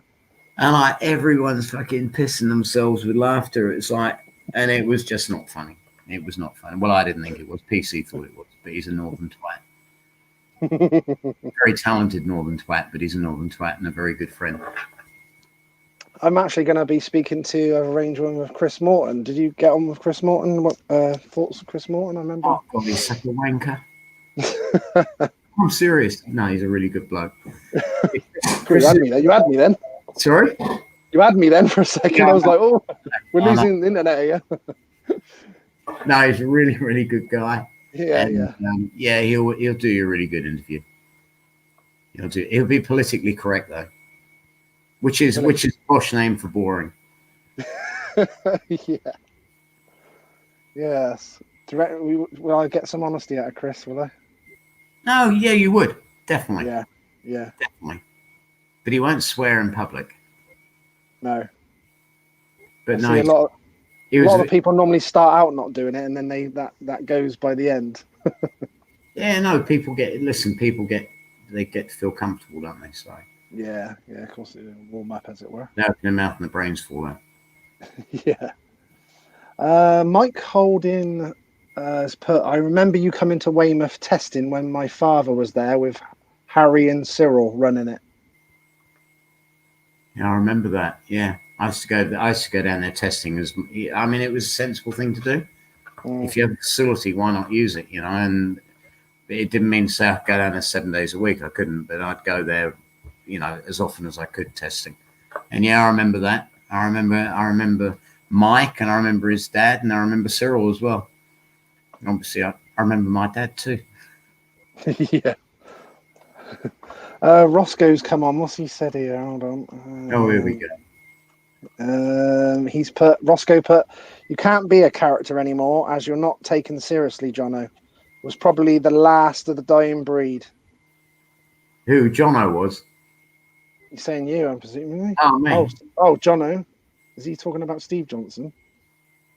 You can't be a character anymore as you're not taken seriously. Jono was probably the last of the dying breed, so I presume he's talking about you. Oh, okay. Well, listen, at the end of the day, I just think it's sad that Speedway can't have entertainers and characters in it. Yeah. And maybe that's what's castrated the sport. Yeah. You don't think? When I was a kid, which is like at least 300 years ago tomorrow, and there was a bloke called John Langfield. If you look in the Speedway archives, you will find a bloke called John Langfield that rode at Poole. And I remember Charlie Knott, who was the promoter. I was, I don't know, hanging around the pits with Neil when we were kids. Yeah. And I remember the promoter giving John Langfield 50 quid to go kick the telephone around the track or go up in the referee's box, climb up, like go across the fence, up the steps to the referee's box, bang on the door, kick the door in, attack the referee, Yeah. But that's what they wanted. It was called entertainment. Yeah. And the crowd would all be screaming and shouting, but when does that happen in Speedway now? It doesn't happen, does it? No. But then you don't get crowds anymore either, do you?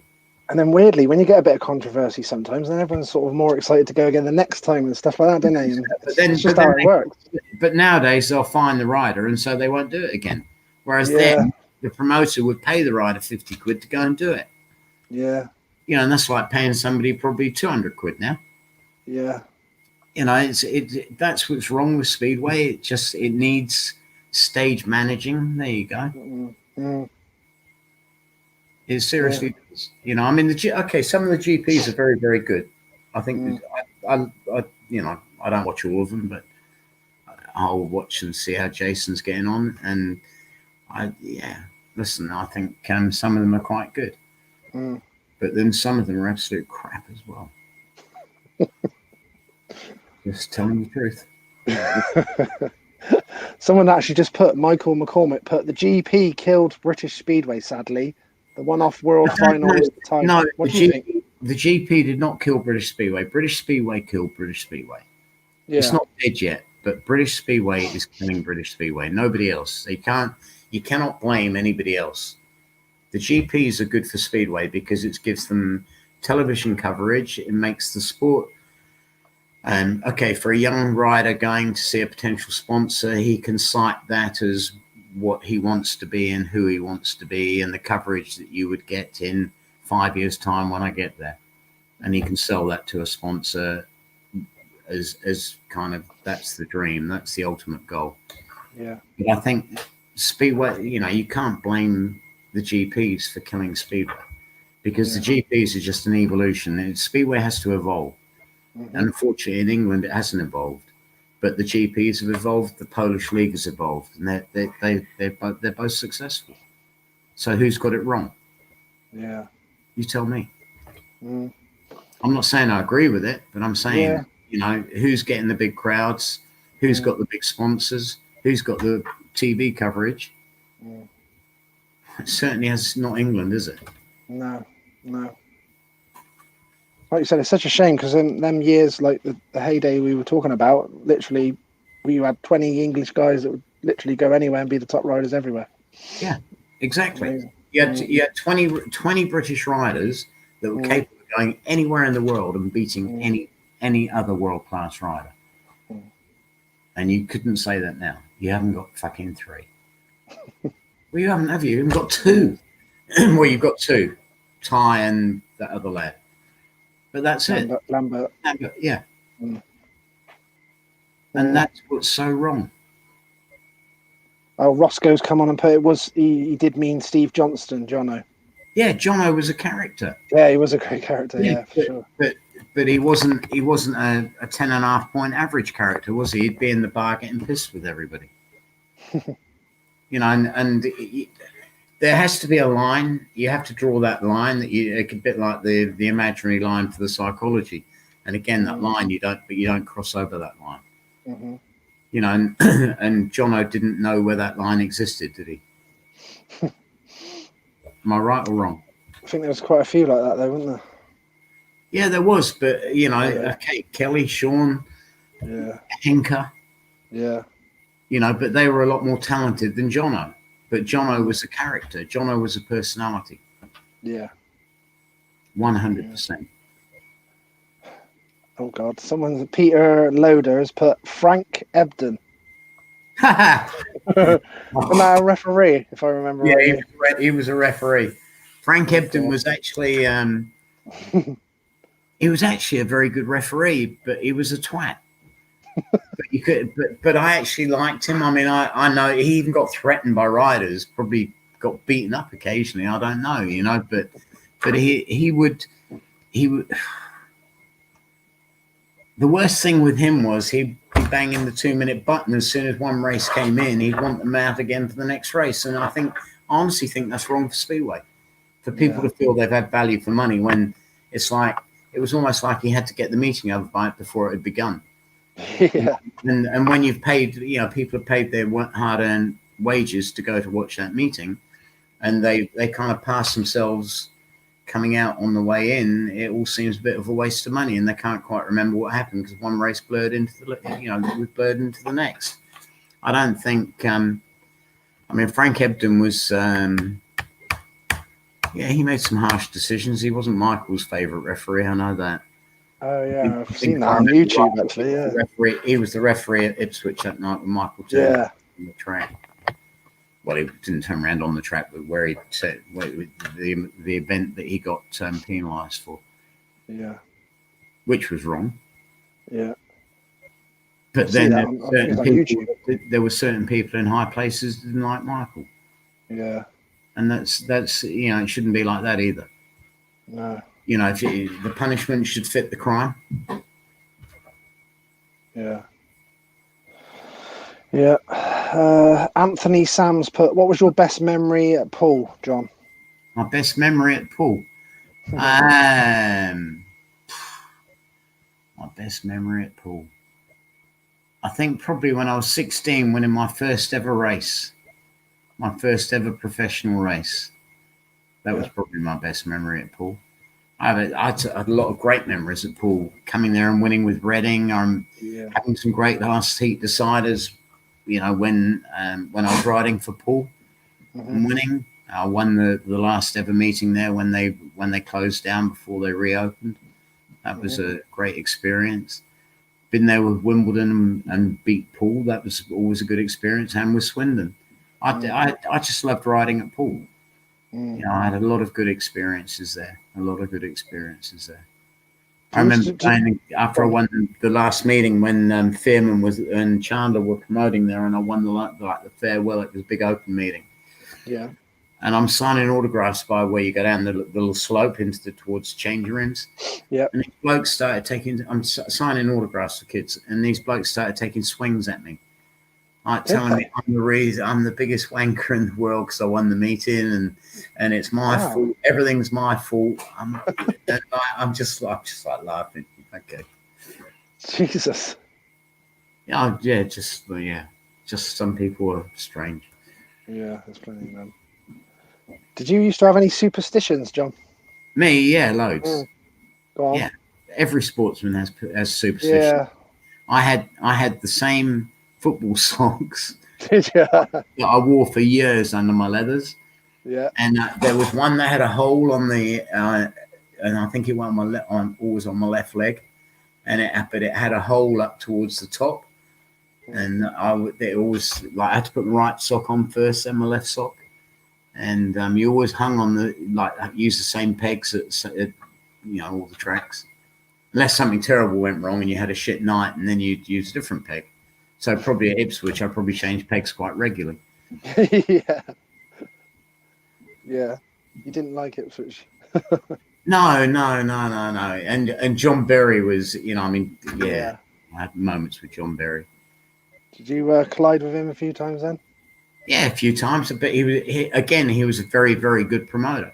And but I mean, we had a few clashes because he was the England team manager, and sometimes he'd pick me, sometimes he wouldn't. And like all sportsmen, if you don't get picked for your country when you think you should be, then you get a bit boisterous about it. Yeah. And put beer in his shoes. He had these crocodile skin shoes, and we were at Ipswich, and Billy Sanders and I decided we'd put beer in his shoes. I think it was beer and ham rolls down his shoes, inside his shoes. But that didn't go down well then. No. He didn't really help. He didn't really take the fun part of that. Wasn't a great decision I made. A great thing I did. But Billy still stayed at Ipswich for a little while. Yeah. I had a couple of mine I'd not even got around to asking. They've been asking so many questions tonight. But what riders were your favourite to team ride with? Jimmy Nelson. Used to love team riding with Jimmy because Jimmy was like, he'd say, "What gate do you want?" I go, "I don't care. I don't care about starts. You take what you want." Yeah. And so normally he'd take the inside, I'd take the outside, and we'd just, do our own thing, and we could just ride together really well. Yeah, Neil Middleditch, because Neil was always like very predictable and always around the inside, and I'd hang around the outside, so we'd get on really well team riding. Don't know really. I suppose Tony Briggs, he was really good to ride with it when we were at Reading together. Yeah, your Uncle Martin was all right as well. Yeah. He was all right to team ride with. Yeah. Listen, there was loads of people I didn't mind team riding with. Yeah. But Neil particularly, I would have said, and I'd probably say Neil and Jimmy were probably the two that I enjoyed riding with the most. Love Jimmy at Swindon. Jimmy was a good lad, really good lad. Love Jimmy Nelson. How did the nickname? Where did the Mavis thing come from then? Oh, so it's Northern Twats, wasn't it? Probably Dave Bellevue up the Bellevue way. Yeah, that lot up there. Dave Mort, PC, Chris Mort, they're all weirdos. Dog ugly, like fucking. They all smell. That's brilliant. Talking about those days, so you won obviously the World Team Cup and all that with England and all that. Did you call it the World Cup then? Yeah, it was World Team Cup. Yeah, I won that twice. Yeah, what was your memories of that? That must have been quite special, obviously. Yeah, no, I mean, I think we were we weren't struggling, but we were behind Poland or lagging behind Poland, and I think John Berry was team manager actually. What a ham sandwich was it? Yeah. And they because Simo hadn't scored a point, and he was struggling big time. Yeah, and I think he's suffering from an arm injury or shoulder injury, and track was really rough and patchy. Yeah, and the team was Simo, Jessup, Michael, myself. Simo, Jessup, Michael, myself. Can't remember the fifth one. Might have been PC, obviously. Yeah, and they pulled Simo out and put me in, and I won the race by a country mile. Then Michael won the next race. Then Jessup borrowed my bike. I had a twin carb Westlake out there. Yeah. And he won on my bike. And then I went out again and won my next race. I was unbeaten. I had 2 rides and I was unbeaten. And then Michael had to win the next race and we won the meeting. So it was, and we all got really drunk that night, and I don't drink. And I remember there was a bloke called Charles Foote who was in charge of the BSPA at the time. Yeah. And I remember going there and saying, "Oh, Charles, don't tell my dad, but I'm pissed. Those bastards have got me drunk." I remember saying that to him, and it was like just everybody was drunk because to go and win in Poland was not an easy thing. Yeah, special, yeah. It was seriously special. And there was like 100,000 people there, 100,000 plus. Massive, the place was just absolutely fucking rammed. Did you get like a medal then? Oh, God, yeah. Yeah. Still got that? Oh, yeah, somewhere. It's all about the medals. Somewhere, John, somewhere. Yeah, of course I've got it. I've got quite a few World Championship medals, and I've got 2 gold ones and 3 silver ones and a couple and 1 bronze, I think, something like that. I hope it's nicely mounted up. Trophy room. I've got a trophy room. Ooh, we'll have to show us that one day. Yeah, I'll show you that one day. Give you a tour. That'd be nice. Yeah, that'd be nice. Yeah. Did you have any regrets from your racing days? Yeah, of course I did. Fuck me, yeah. What regrets did I have? I regretted making a record. Oh, someone asked me about that as well just a minute ago. Yeah, no, I totally regret that. Do you? No, I don't. No, I don't regret it. I did it the wrong way though, because Neil Middleditch will tell you this. He was with me. Go on. Yeah. I had this phone call from Decca Records, and they said, we love the publicity you've been getting, and it was like, because I've done all the page 7 and page 5 or whatever it was. Now it's page 10, 11, and 12. I'm that fat, and stuff like that. Cover of My Guy and Oh Boy, and they said, would you be kind enough to come up to Decca House and have a conversation with us about making a record? So, like, I phoned Neil up. I said, hey, Neil, fucking Decca Records have been on the phone. He went, yeah. I said, no, I'm serious. They want me in London. Do you want to come with me? So he said, yeah, okay then. So we go up to Decca House in London. It was on the South Bank. I don't know if it's still there.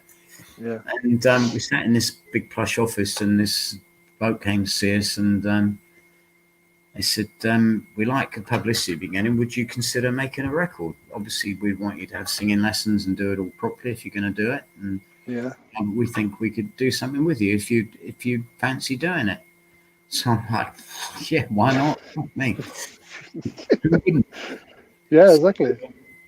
So anyway, leave there, get on the phone. Well, I didn't get on the phone. It was like one you pick up like that. I think I stopped at a phone box and put some money in it. Phoned Dave Lanning up and said, Dave, fucking Decca Records have been on the phone. Oh, don't you listen to them? My friend's got a recording label. You'll get lost there. Yeah, that'll be no good for you there. So I ended up listening to him, and that was a mistake. And that was probably the only mistake I ever did with David. You know, I mean, Dave gave me so many good column inches and really looked after my career. And you know, but that would have been the only mistake he ever made, as far as I was concerned. And the other one was I did a celebrity race again at Brands Hatch. Okay. And they put me in a single-seater Formula Ford car after I'd done 10 laps in an Escort, whatever it was. Yeah. And when I came in, they said, have you driven before? I said, no, not really. But I've got really close to the lap record for a Formula Ford car. And that was in a school car. It wasn't a tuned car. It was just in a school car. Yeah. And they said, that's very impressive.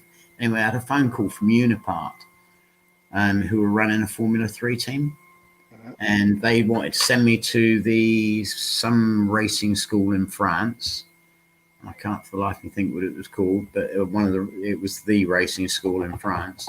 And if I showed the same potential at the end of the school, they would offer me a 3-year contract to go and race Formula 3. Bloody hell. And I'm thinking, ooh, Speedway, car racing. And then I said, well, would I still be able to race Speedway? So they said, no. So I said, okay, then in that case, I won't do it. Do you know who they replaced me with? Who? Nigel Mansell. No way. Mm-hmm. Bloody hell. That's true. Bloody hell. He was the person that took my place. Bloody hell. Or, well, listen, I might have gone to racing school and I might have been crap. Yeah. We'll never know. But I did some car racing when I finished Speedway, because they said that you had to stop racing Speedway. I thought, no, Speedway. Bloody hell. They make some serious money, them guys, don't they? Oh, don't they just? Mansell might have done all right for himself. Because would I? No, no. I was just going to get a couple of these things up there. Look, I've got a picture here, look. Front cover of the TV Times. Wouldn't get that now, would you? When was the last time a Speedway rider was on the front cover of the TV Times? Imagine that. Yeah, that's why I got it up. Yeah. Probably then, yeah. Yeah. Yeah. Michael Lee, Durex. I know. I was like, so that was the sponsor then, obviously. I was doing that. Yeah, no, they sponsored. I see that wrong. Sorry? I thought, did I see that wrong when I looked at that picture? No. Right, you saw it right. Yeah. Yeah, they sponsored the Test series. Yeah. Right. Okay. I got love that team. That was a good team, a very good team, a very good team. Love all them guys. Andrew Silver, I used to really love. Yeah, Johnny Andrew Nelson, wasn't the greatest person to team ride with. Who? Andrew wasn't the greatest person to team ride with. No. Oh, he was a nightmare. Was he? Oh, fantastic rider. Absolutely. Just didn't know where he was going to be. No. There's a picture somewhere I've got. I think it might be on my Facebook in my Facebook photographs of like I think I'm in front of him and he looks like he's just about to like totally T-bar me. Oh, I've seen that picture. Yeah. You're sort of like going right, and he's literally sort of looks like he's going straight. Yeah. That's I see that one. Yeah, I've got it in my things. I didn't put that one up, but yeah, I see that. What's that one there then? That's World Masters. That was the pre-run or the test bed for the Grand Prix series. Right, and that was in Gothenburg. That was the Gothenburg Grand Prix. I got a nice one there, look. Yeah. That was Wilkie next to Reg Fearman, on the right of Reg Fearman, Doug Wire, Neil at the front, PC on the bike, Keith White, myself, and Gordon. It was a good team. That's Eastbourne at probably something like Southern Riders Championship, I would have thought. Don't know myself, maybe Mike Sampson, maybe, and Jessup or Jim McMillan. Don't know. I won that meeting by a long way. This one I take you back. Yeah, Weymouth Training School. Either Weymouth Training School, might even be Paul actually after the meeting. First Jar I ever rode. Czech golden helmet. Proudest day of my life. So that's a massive meeting to win, wasn't it? Oh, that was rated or ranked next to the next to the World Championship, the World Individual Final. Yeah. And that was like first Englishman ever to win it. That was still an Iron Curtain country then. That was 5 years before the wall came down. And that was a fucking hard meeting to win. And you know, I said about the pits were a shithole where we went. They were purposely made a shithole. They'd put all their rubbish there and they'd have all the nice clean pits. Yeah. We'd be scrabbling around in shit and dirt and water. If the pits flooded, they always flooded where we were. Sydney Showground, anyhow, of a Winfield. Beautiful. I like this one. That's taken at Diedenbergen, my home track in Germany. I like that setup as well, and I like that helmet as well. Yeah. It was got Sportac leathers, Arai helmets. Very smart. Is that when I'm sure this is when you were testing tyres, maybe? Yeah, it was. Read it up. Arena Essex. Yeah. That's on Cocker's bike. Kingsland. Yep. Oh, coastal sponsors. Oh yes. That was the pink. That was when the bikes went pink as well that year. Oh, that's Czech golden helmet. Got a nice one here of the Wimbledon days. Yeah, see, I think that's a boring photograph, but yeah. But don't you think it all looks very boring? That don't. Good team, man. No, that's a good shot. That is a good shot. I like this start one on the front of the Speedway Star. Yeah, I've got one. There's one somewhere of myself and Peter Collins in. I think it's at Major's Farewell in Lambert. Oh yeah. And it's like a seriously good picture, like from the start. That was taken, I would think, probably at the British final. That one. Yeah. Probably 1980. There you go. Oh god, that's a shit. So what was this one? Look. That was George Hack's Farewell. You mentioned that. At Lancet again. So you've got the old reef around your neck. Yeah, the right person won, obviously. Yeah, it's not a bad field. Okay, it's not the best field in the world, but that's not a bad field. No. There's a lot of very good riders there. Yeah, I can see a lot of names. I can see. Is that Sam Malenko? Yeah, Sam, Jeremy Doncaster, Lance King, Sean Moran, Steve Baker, Phil Collins, Yuri Stansel, George Hack, Klaus Lausch, Hans Otto Pingle, Egon Muller, just in the top right-hand side. You can't really see him, which is unusual. He's normally star of the photograph. He thinks he is. Yeah, no, it's Carsten Pelsman. It's a good field. Yeah. There's a pool one with the pool team. Yeah, that was a good team. That was a good team. Shame about the Yanks out on the bike. That was my bike he's sitting on as well. Is it Scott? Scott. Bless him, he's been getting involved tonight. I really enjoyed that, him getting involved. Scott's a good guy. Really good friend as well. Very good friend. Jeanette Hubbard put, how much do you wish that you had the TV coverage of today? Hey, listen, I'd have been on I'm a Celebrity, Get Me Out of Here. Yeah, you would have my own TV show by now. Exactly that. I'd have had my own TV show by now. I could be interviewing you, couldn't I? Yeah, definitely. Yeah, I reckon you would as well. I would love to have been around. I'd love to have been racing now with the TV coverage that Speedway gets now. Well, mind you, we had good TV coverage, but with the stupid programs they have, these fucking. I mean, half these celebrities are pricks, aren't they? They're complete and utter twats. What have they ever done?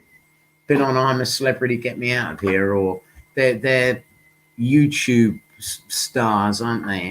And Twitter fucking twats. Well, they are. That's a new one. Twitter twats. That's a good one. Yeah, I thought that was good. They're not real people. They're good at doing this on their phone. Like fucking follow me. I'm just having a cup of tea. Oh, I might have a quick wank in a minute. I'm having a coffee and all that. Yeah, I know exactly. Bit boring, them ones. Do people really want to know that? No, they don't. They haven't done anything real in their life, have they? No. And yet they're superstars or whatever. Yeah, it's madness. It's absolute bollocks. Yeah. It's an insult. It's an insult to the sportsmen that are out there doing stuff that are, I think it's bullshit. Someone said Simon Corbett said Mitch Shearer was a character. Mitch Shearer, yeah, Mitch was but he was a character that could race a bike as well, couldn't he? Yeah, definitely. He was good. Mitch was a really good rider. Again, Yeah. like how many people? You think how many names have been mentioned tonight? Yeah. Like, I don't even know anyone that rides in the British League. I don't think. Or, yes, of course, that's a stupid comment, but yes, I know a few names that ride in the league, but there were world-class riders in every team, wasn't there? Yeah, definitely. In the day. Quite genuinely world-class riders. My mum's put come back on again. She's loving the John Davis night. She's put, does John remember Ted Nelson? Of course I do. Ted's secretary. He used to go, he'd be talking about, what do you think? Was he good was he good when your Swindon days? Yeah, he's very, very fair, more than fair with the money with me. Yeah. It's like when I came back from Poland to ride those, because Swindon were about to be relegated, weren't they? It was first year they had the promotion and relegation. Yeah, I remember that, yeah. And I came back and rode, and I mean, like, I don't know I do know what they're on now, and I was getting more to come back for Swindon then than anyone's getting in the top league now. Point money.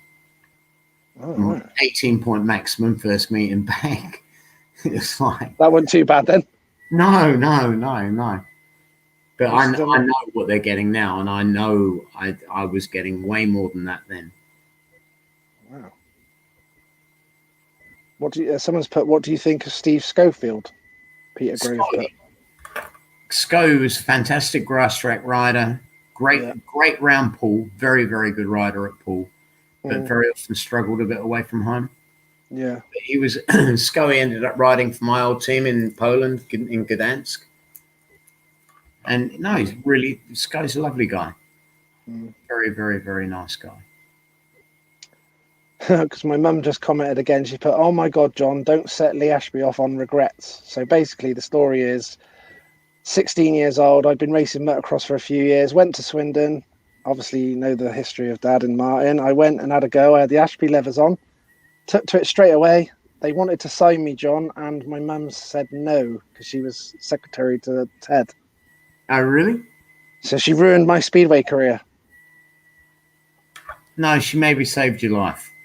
Could have, potentially, yeah. So that's the only thing I'll take from it, John, that she maybe possibly could have, yeah. Exactly. That's the only thing I'll take Caring from that. mum. Yeah, bless her. But I suppose she saw a lot of things happen to Dad over the years, so I can see. Yeah. Nearly died a couple of times, apparently, so I can see why. But yeah, there we go. Listen, at the end of the day, things happen in life for a reason. Mm. You know, I'm a fatalist. I believe that if things are meant to happen, they'll happen. They happen for a reason. I try not to hold it against her. No, don't you dare. Didn't do too bad at motocross anyway. What's your thoughts and memories of Kings Lynn? Ketchy from YouTube's put. My memories from Kings Lynn. Well, it took me about 3 meetings to get past the first corner when I signed for them. First meeting, I went straight through the fence, and it's a wooden fence. How the fuck can you go through a wooden fence? I'm on the other side of it, and like I had a very long, sore journey home. Yeah. I had about 3 meetings. I don't know, for one reason or another, I never got past the first corner. But then, no, I loved Kings Lynn. I mean, Simo, I think Simo had a large bearing on the latter years of my career. Yeah. From sort of 86 probably right through to 95. And he was good, a good influence, yeah. But he was Kings Lynn was. I had a couple of good years at Kings Lynn, like very, very enjoyable years. It was only through money. They didn't have the money that I wanted. That I fell out with Jessup.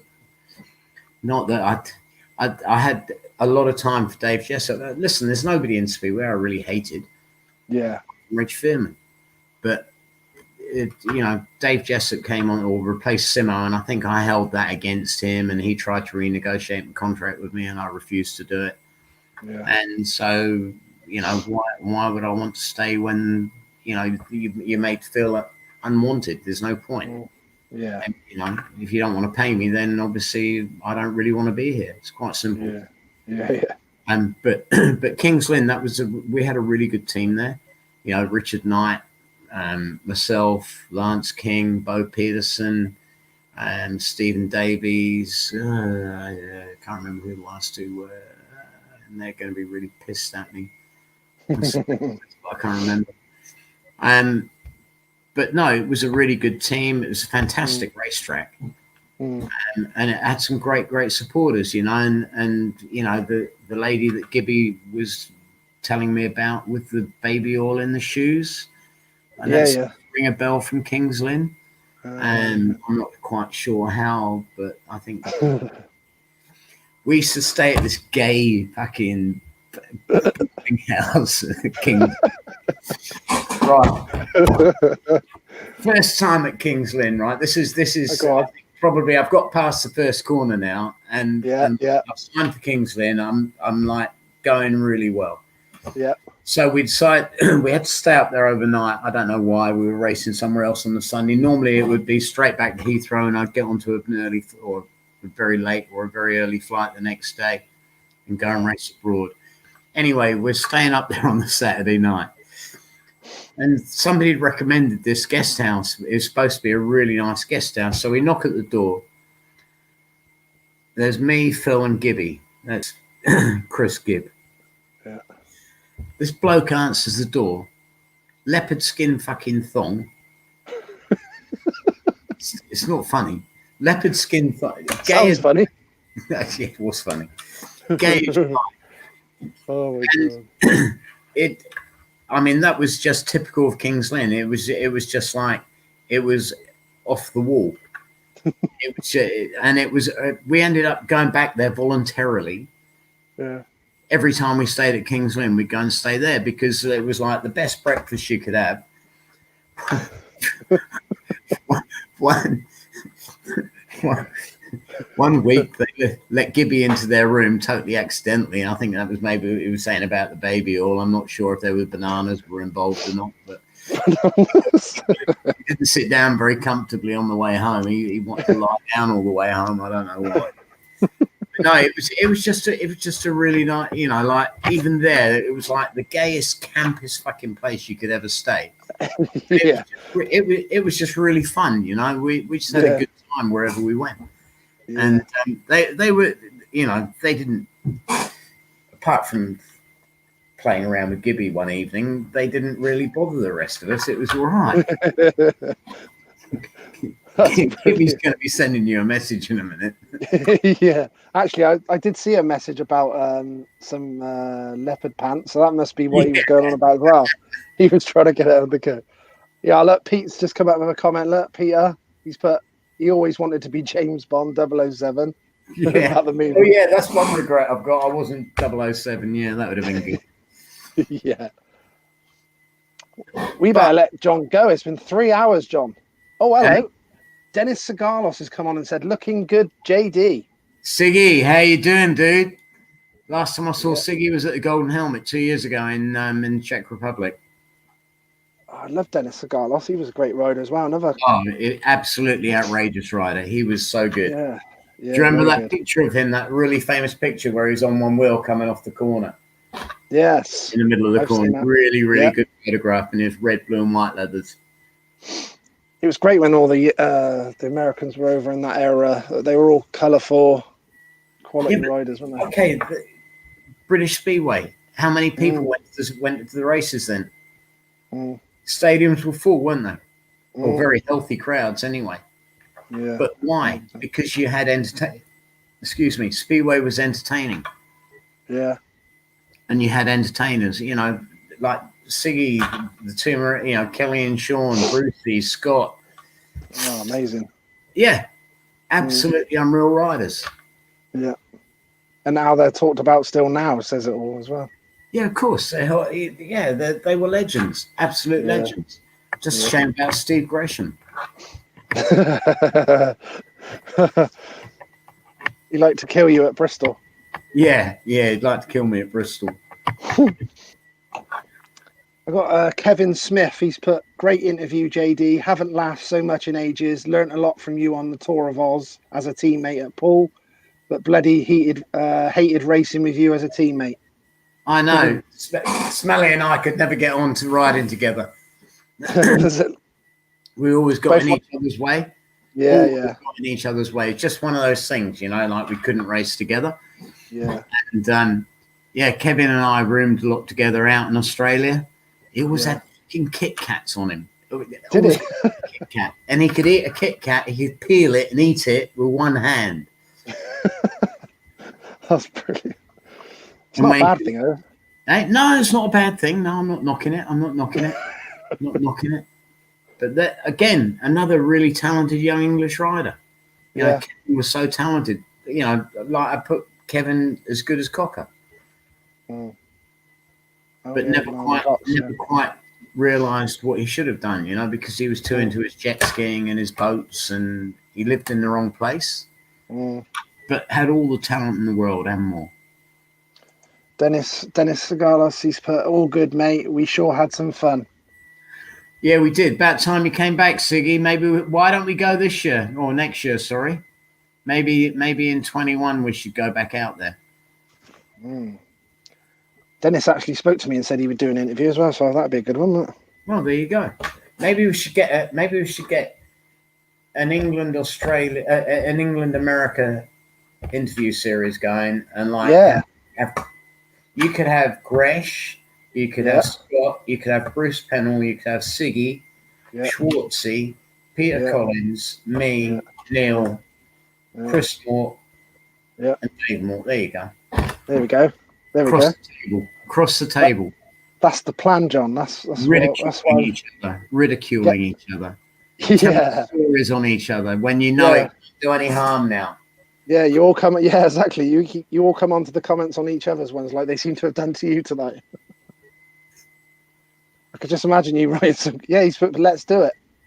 Yeah, do it. Here he goes, look. Dennis Segalas. He's another legend. So many legends have been on tonight, haven't they? There you go. I thought I was going to be on with yourself, the legend, and then there's been loads of legends coming on. Are we going to allow Roscoe to be a ledge? Roscoe is a legend in his own lunchbox, isn't he? I love Roscoe to bits. Yeah, he's a great character. You can't help but like Roscoe. Yeah, Mr. Swindon. He was a bloody mascot. Mr. Swindon, eh? He was a mascot when Dad and Martin were racing. Oh, I thought he was a mascot when he was racing.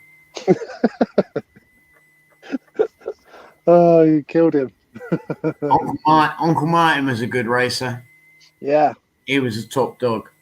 Yeah, he done well, didn't he? Yeah, no, he was top dog. He was seriously good. He was seriously good. Someone's put, when did JD last ride a bike? When Lee Richardson got gobby one night at pool, and I told him he was a wanker. Did you? Yeah. And so I said, right, you and me out on the track. Half lap races. And we did about 3 or 4 half lap races. I was knackered. Yeah. But, and I beat him 3 times. He beat me once. See, that's still got that. Well, but that was 100 years ago, not 200 years ago. Yeah. But that would be the last time I'd been on a bike.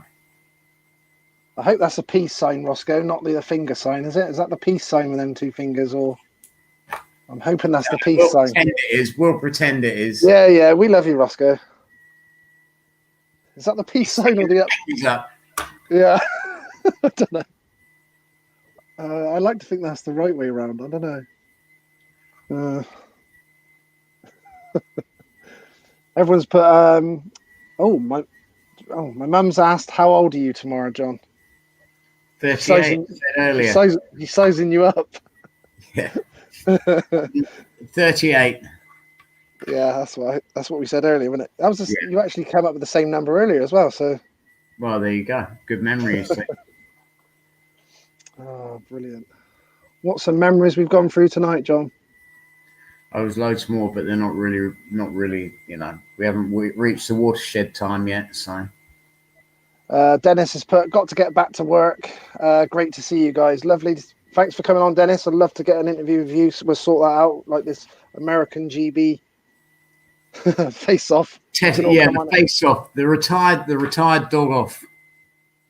Oh, Jesus. We shouldn't have mentioned the age, John. There's about 3 or 4 or 5 comments come straight away with an age prediction. Is there? Okay, yeah. Well, they can... I've got... a lot of... There's 366 on the trot, so I'm thinking they might have it right then. You reckon? Fuck. That is old, isn't it? Michael McCormick, 66. Peter Wellen, 66, the same as me. Oh, yeah. And obviously your birthday. Look, Mum's put your birthday's the day before my dad, because his was 11th. Oh, really? Bless him, the old man. Yeah, the old boy. Day before. Everyone's enjoyed the interview, loved it. Everyone's... Dennis, the old fucks, he's put. The old fucks, that's cool. The old fucks and the old farts. Yeah. Wow, I massively appreciate this, as we've had over 3 hours of pure fun. Well, let's know when to stop a good thing. You've got to keep some in the tank for next time. Yes, I've had loads of people coming on, John, saying you've definitely got to do a part 2 with John Davis. I'll do it anytime you like. We've definitely got to do one, haven't we? Yeah. Too much fun. Too much fun. Loved it. Absolutely loved it. Been brilliant. Everyone's loved it, John. There's been literally like loads of people online the whole time. Yeah. Yeah. Alan Rossiter, peace and love to you, John, from Roscoe. My mum's put. Oh, bearing in mind she loved the Bruce Pennell. Obviously, she's put it's the best interview ever. Thank you, Janet. Thank you, Lee and John. This has been great, from Kim Websdale. Happy birthday for tomorrow. There's been loads of happy birthdays, by the way. I didn't want to keep reminding you. Every other comment was, oh, hello. Clint Ellis has put fucking OAP. All right. Steady. Steady. Right, I'm going to let you go. You better go and have a drink, John. You haven't had a drink for a few hours. Yeah, well, I don't drink, do I? But I do smoke. No, not that type of drink. I mean, just some drink. I'll just say drink. Okay. Well, I've got to be up in the morning at 5 o'clock for work. Yeah. I got to be up early as well. But I really appreciate your time, John. That was amazing. I really enjoyed it. You're more than welcome anytime, my boy. And seriously, if you want to do another one, anytime. Definitely, that's an absolute guarantee. We need to do another one. I think everyone's the untold stories. Yes, exactly that. We can get into that. Yeah.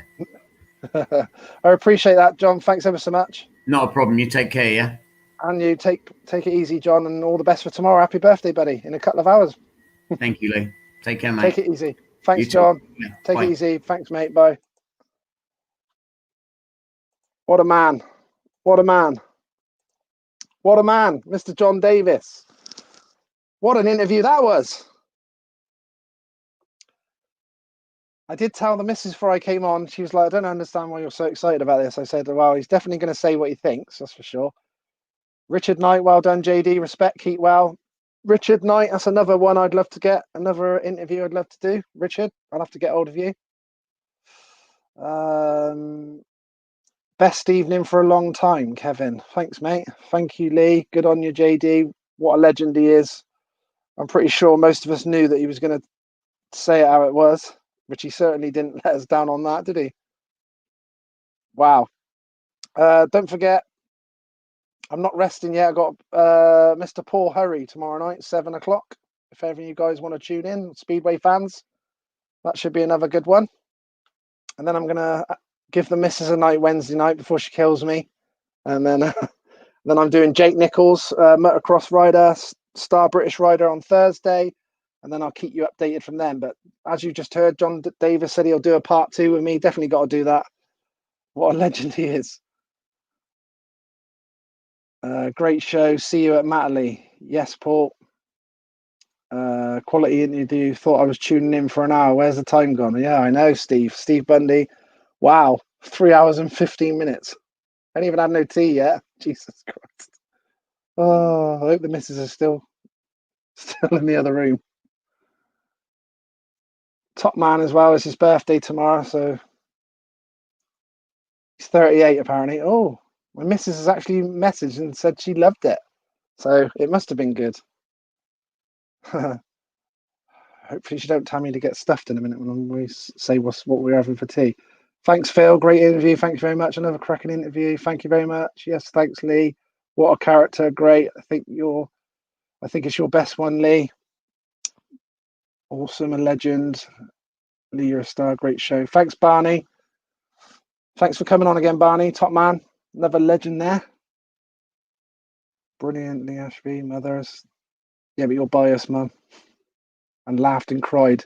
I know most of who he spoke about. Brilliant and cool. Oh, we're allowed to say cool for that one, are we? Someone said Andy Galvin would be good. Yep. Superb interviews, Lee. JD, what a guy. It was a fantastic Lee. Dogs are it. The dogs ate it, apparently. My dinner. We've got a little boxer Flo here. She's had my tea, apparently. So I'm not sure who that was. Not registered a thing, but thanks for that. Great 3 hours. Loved it. Yeah, it was superb. Wow. Got to try and sleep after that. How's that going to work? Great evening. Wow. And like you said, some of the people that come on tonight, obviously I appreciate all you guys that are coming on, and it's great questions again. Unbelievable. Awesome. But some of the names that were on here tonight, what is going on? Who did we have coming on? Scott Autry, Dennis Segalos, loads of the guys. Roscoe, Kilby, my brother. My mum was on every 5 minutes. What's going on? She must have loved it. She keeps telling me I need to get Terry Betts.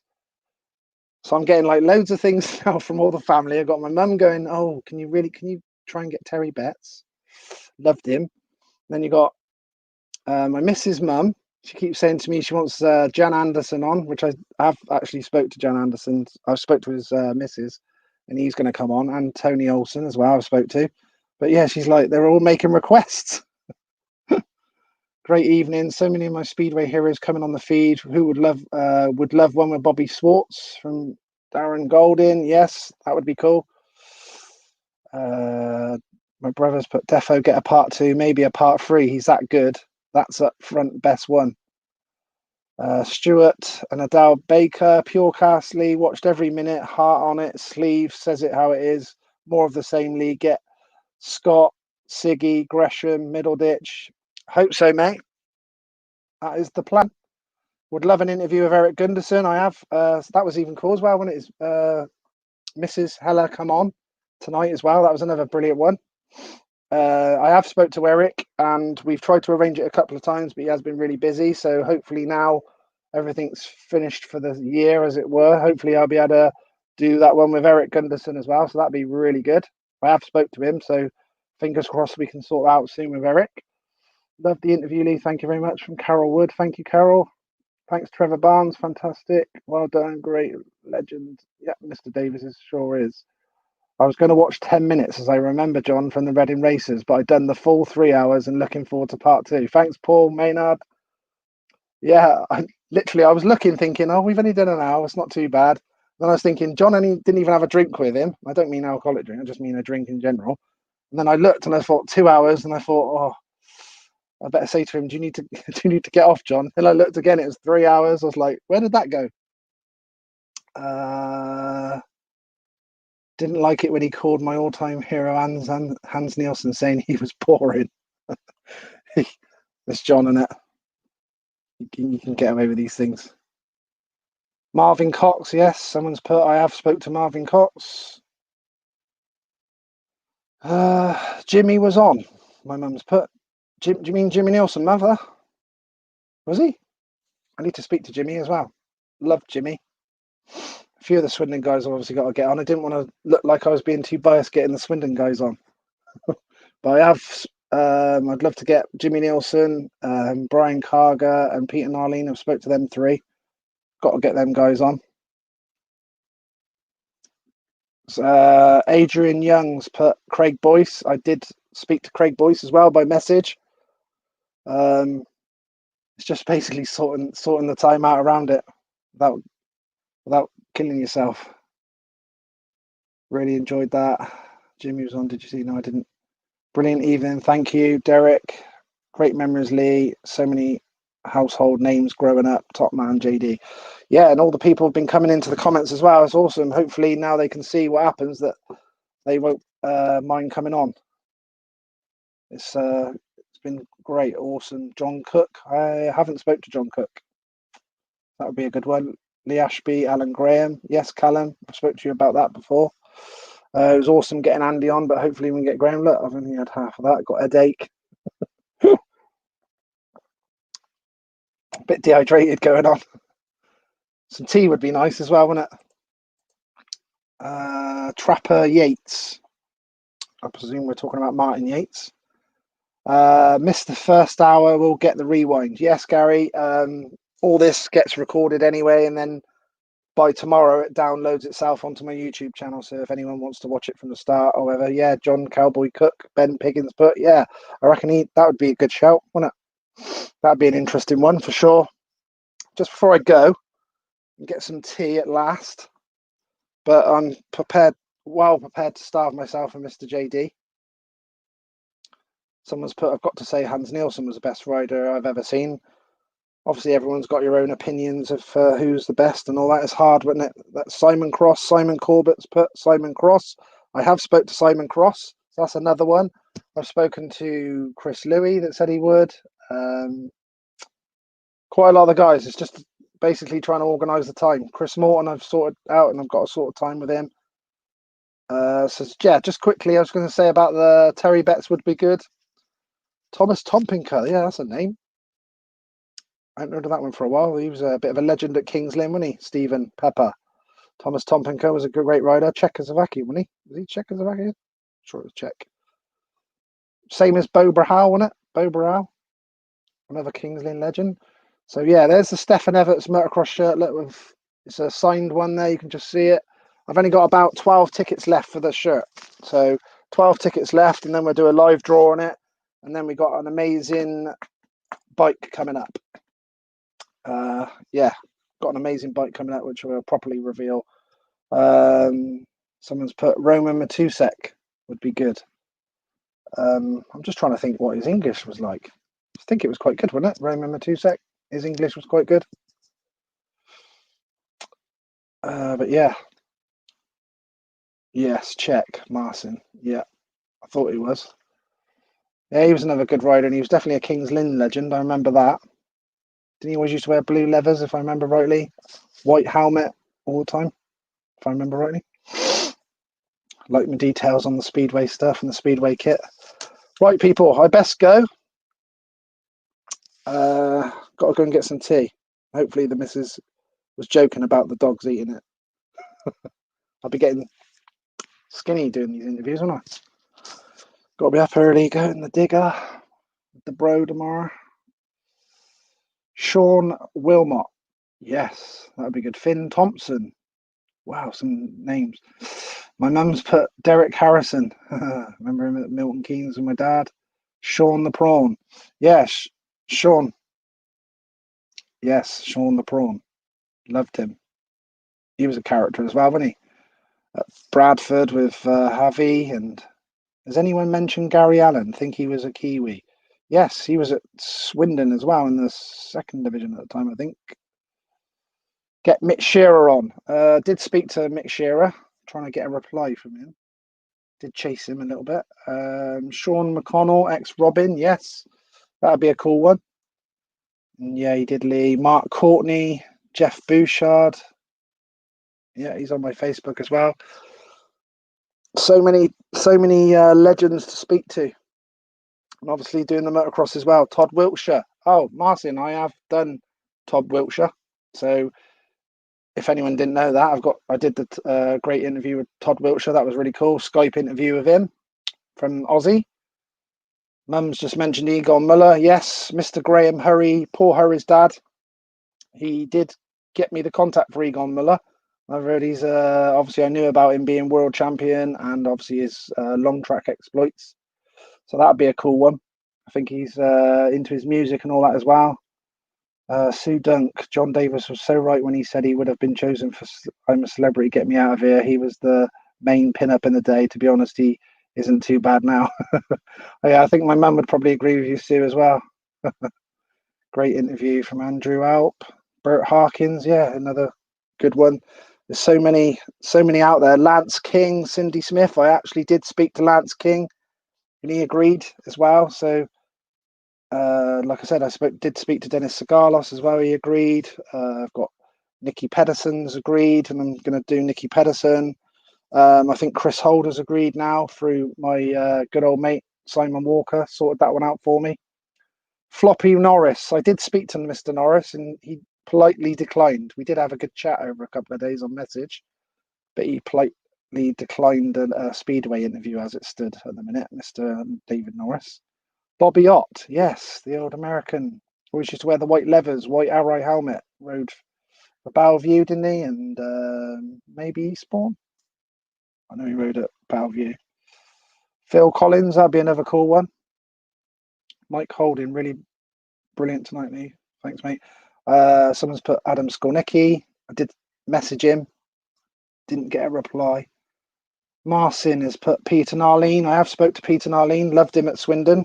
Obviously, being a Swindon boy, loved Peter Narline. I have spoke to him. Someone's put Tony Rickardson. I tried haunting Tony Rickardson in messages, but not got a reply yet. So yeah, that used to be a bit of a hobby of mine, is slipping into the DMs of these riders. They're probably like, who the hell is this guy? Hopefully now they might know about some of the interviews, and fingers crossed we can get some more of these top guys on. They're all legends, that's for sure. All these names you've just mentioned to me now, awesome. Been unbelievable. Really appreciate everyone. I've got to go and get some tea. But yeah, I've only got, like I said, I've only got about 12, 13 tickets, I think it is, left on the Stefan Everett shirt. And then we'll be doing the competition for the bike. It's going to be amazing with a former British champion motocross that did the bike. And he's going to be, he's going to be sorting me out with this bike, and yeah, you'll see what I'm going to do with it and everything, and I'm pretty sure you'll be keen on it. That's for sure. Go and have some dinner. Dave Jessup, yeah, love to speak to Dave Jessup. So yes, I'm going to call it a good night and God bless everyone. Thanks ever so much for everyone coming on. Appreciate everyone that spent the time to come on and enjoy that. JD, what a man. John Davis, absolute legend, massive character. Wow, the detail in that interview was amazing. Well over 3 hours with that man was amazing, and to think we can do a part 2 easily, say no more.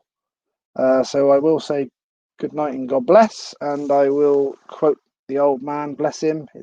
It would have been his birthday on the 11th, which is only a day after John's.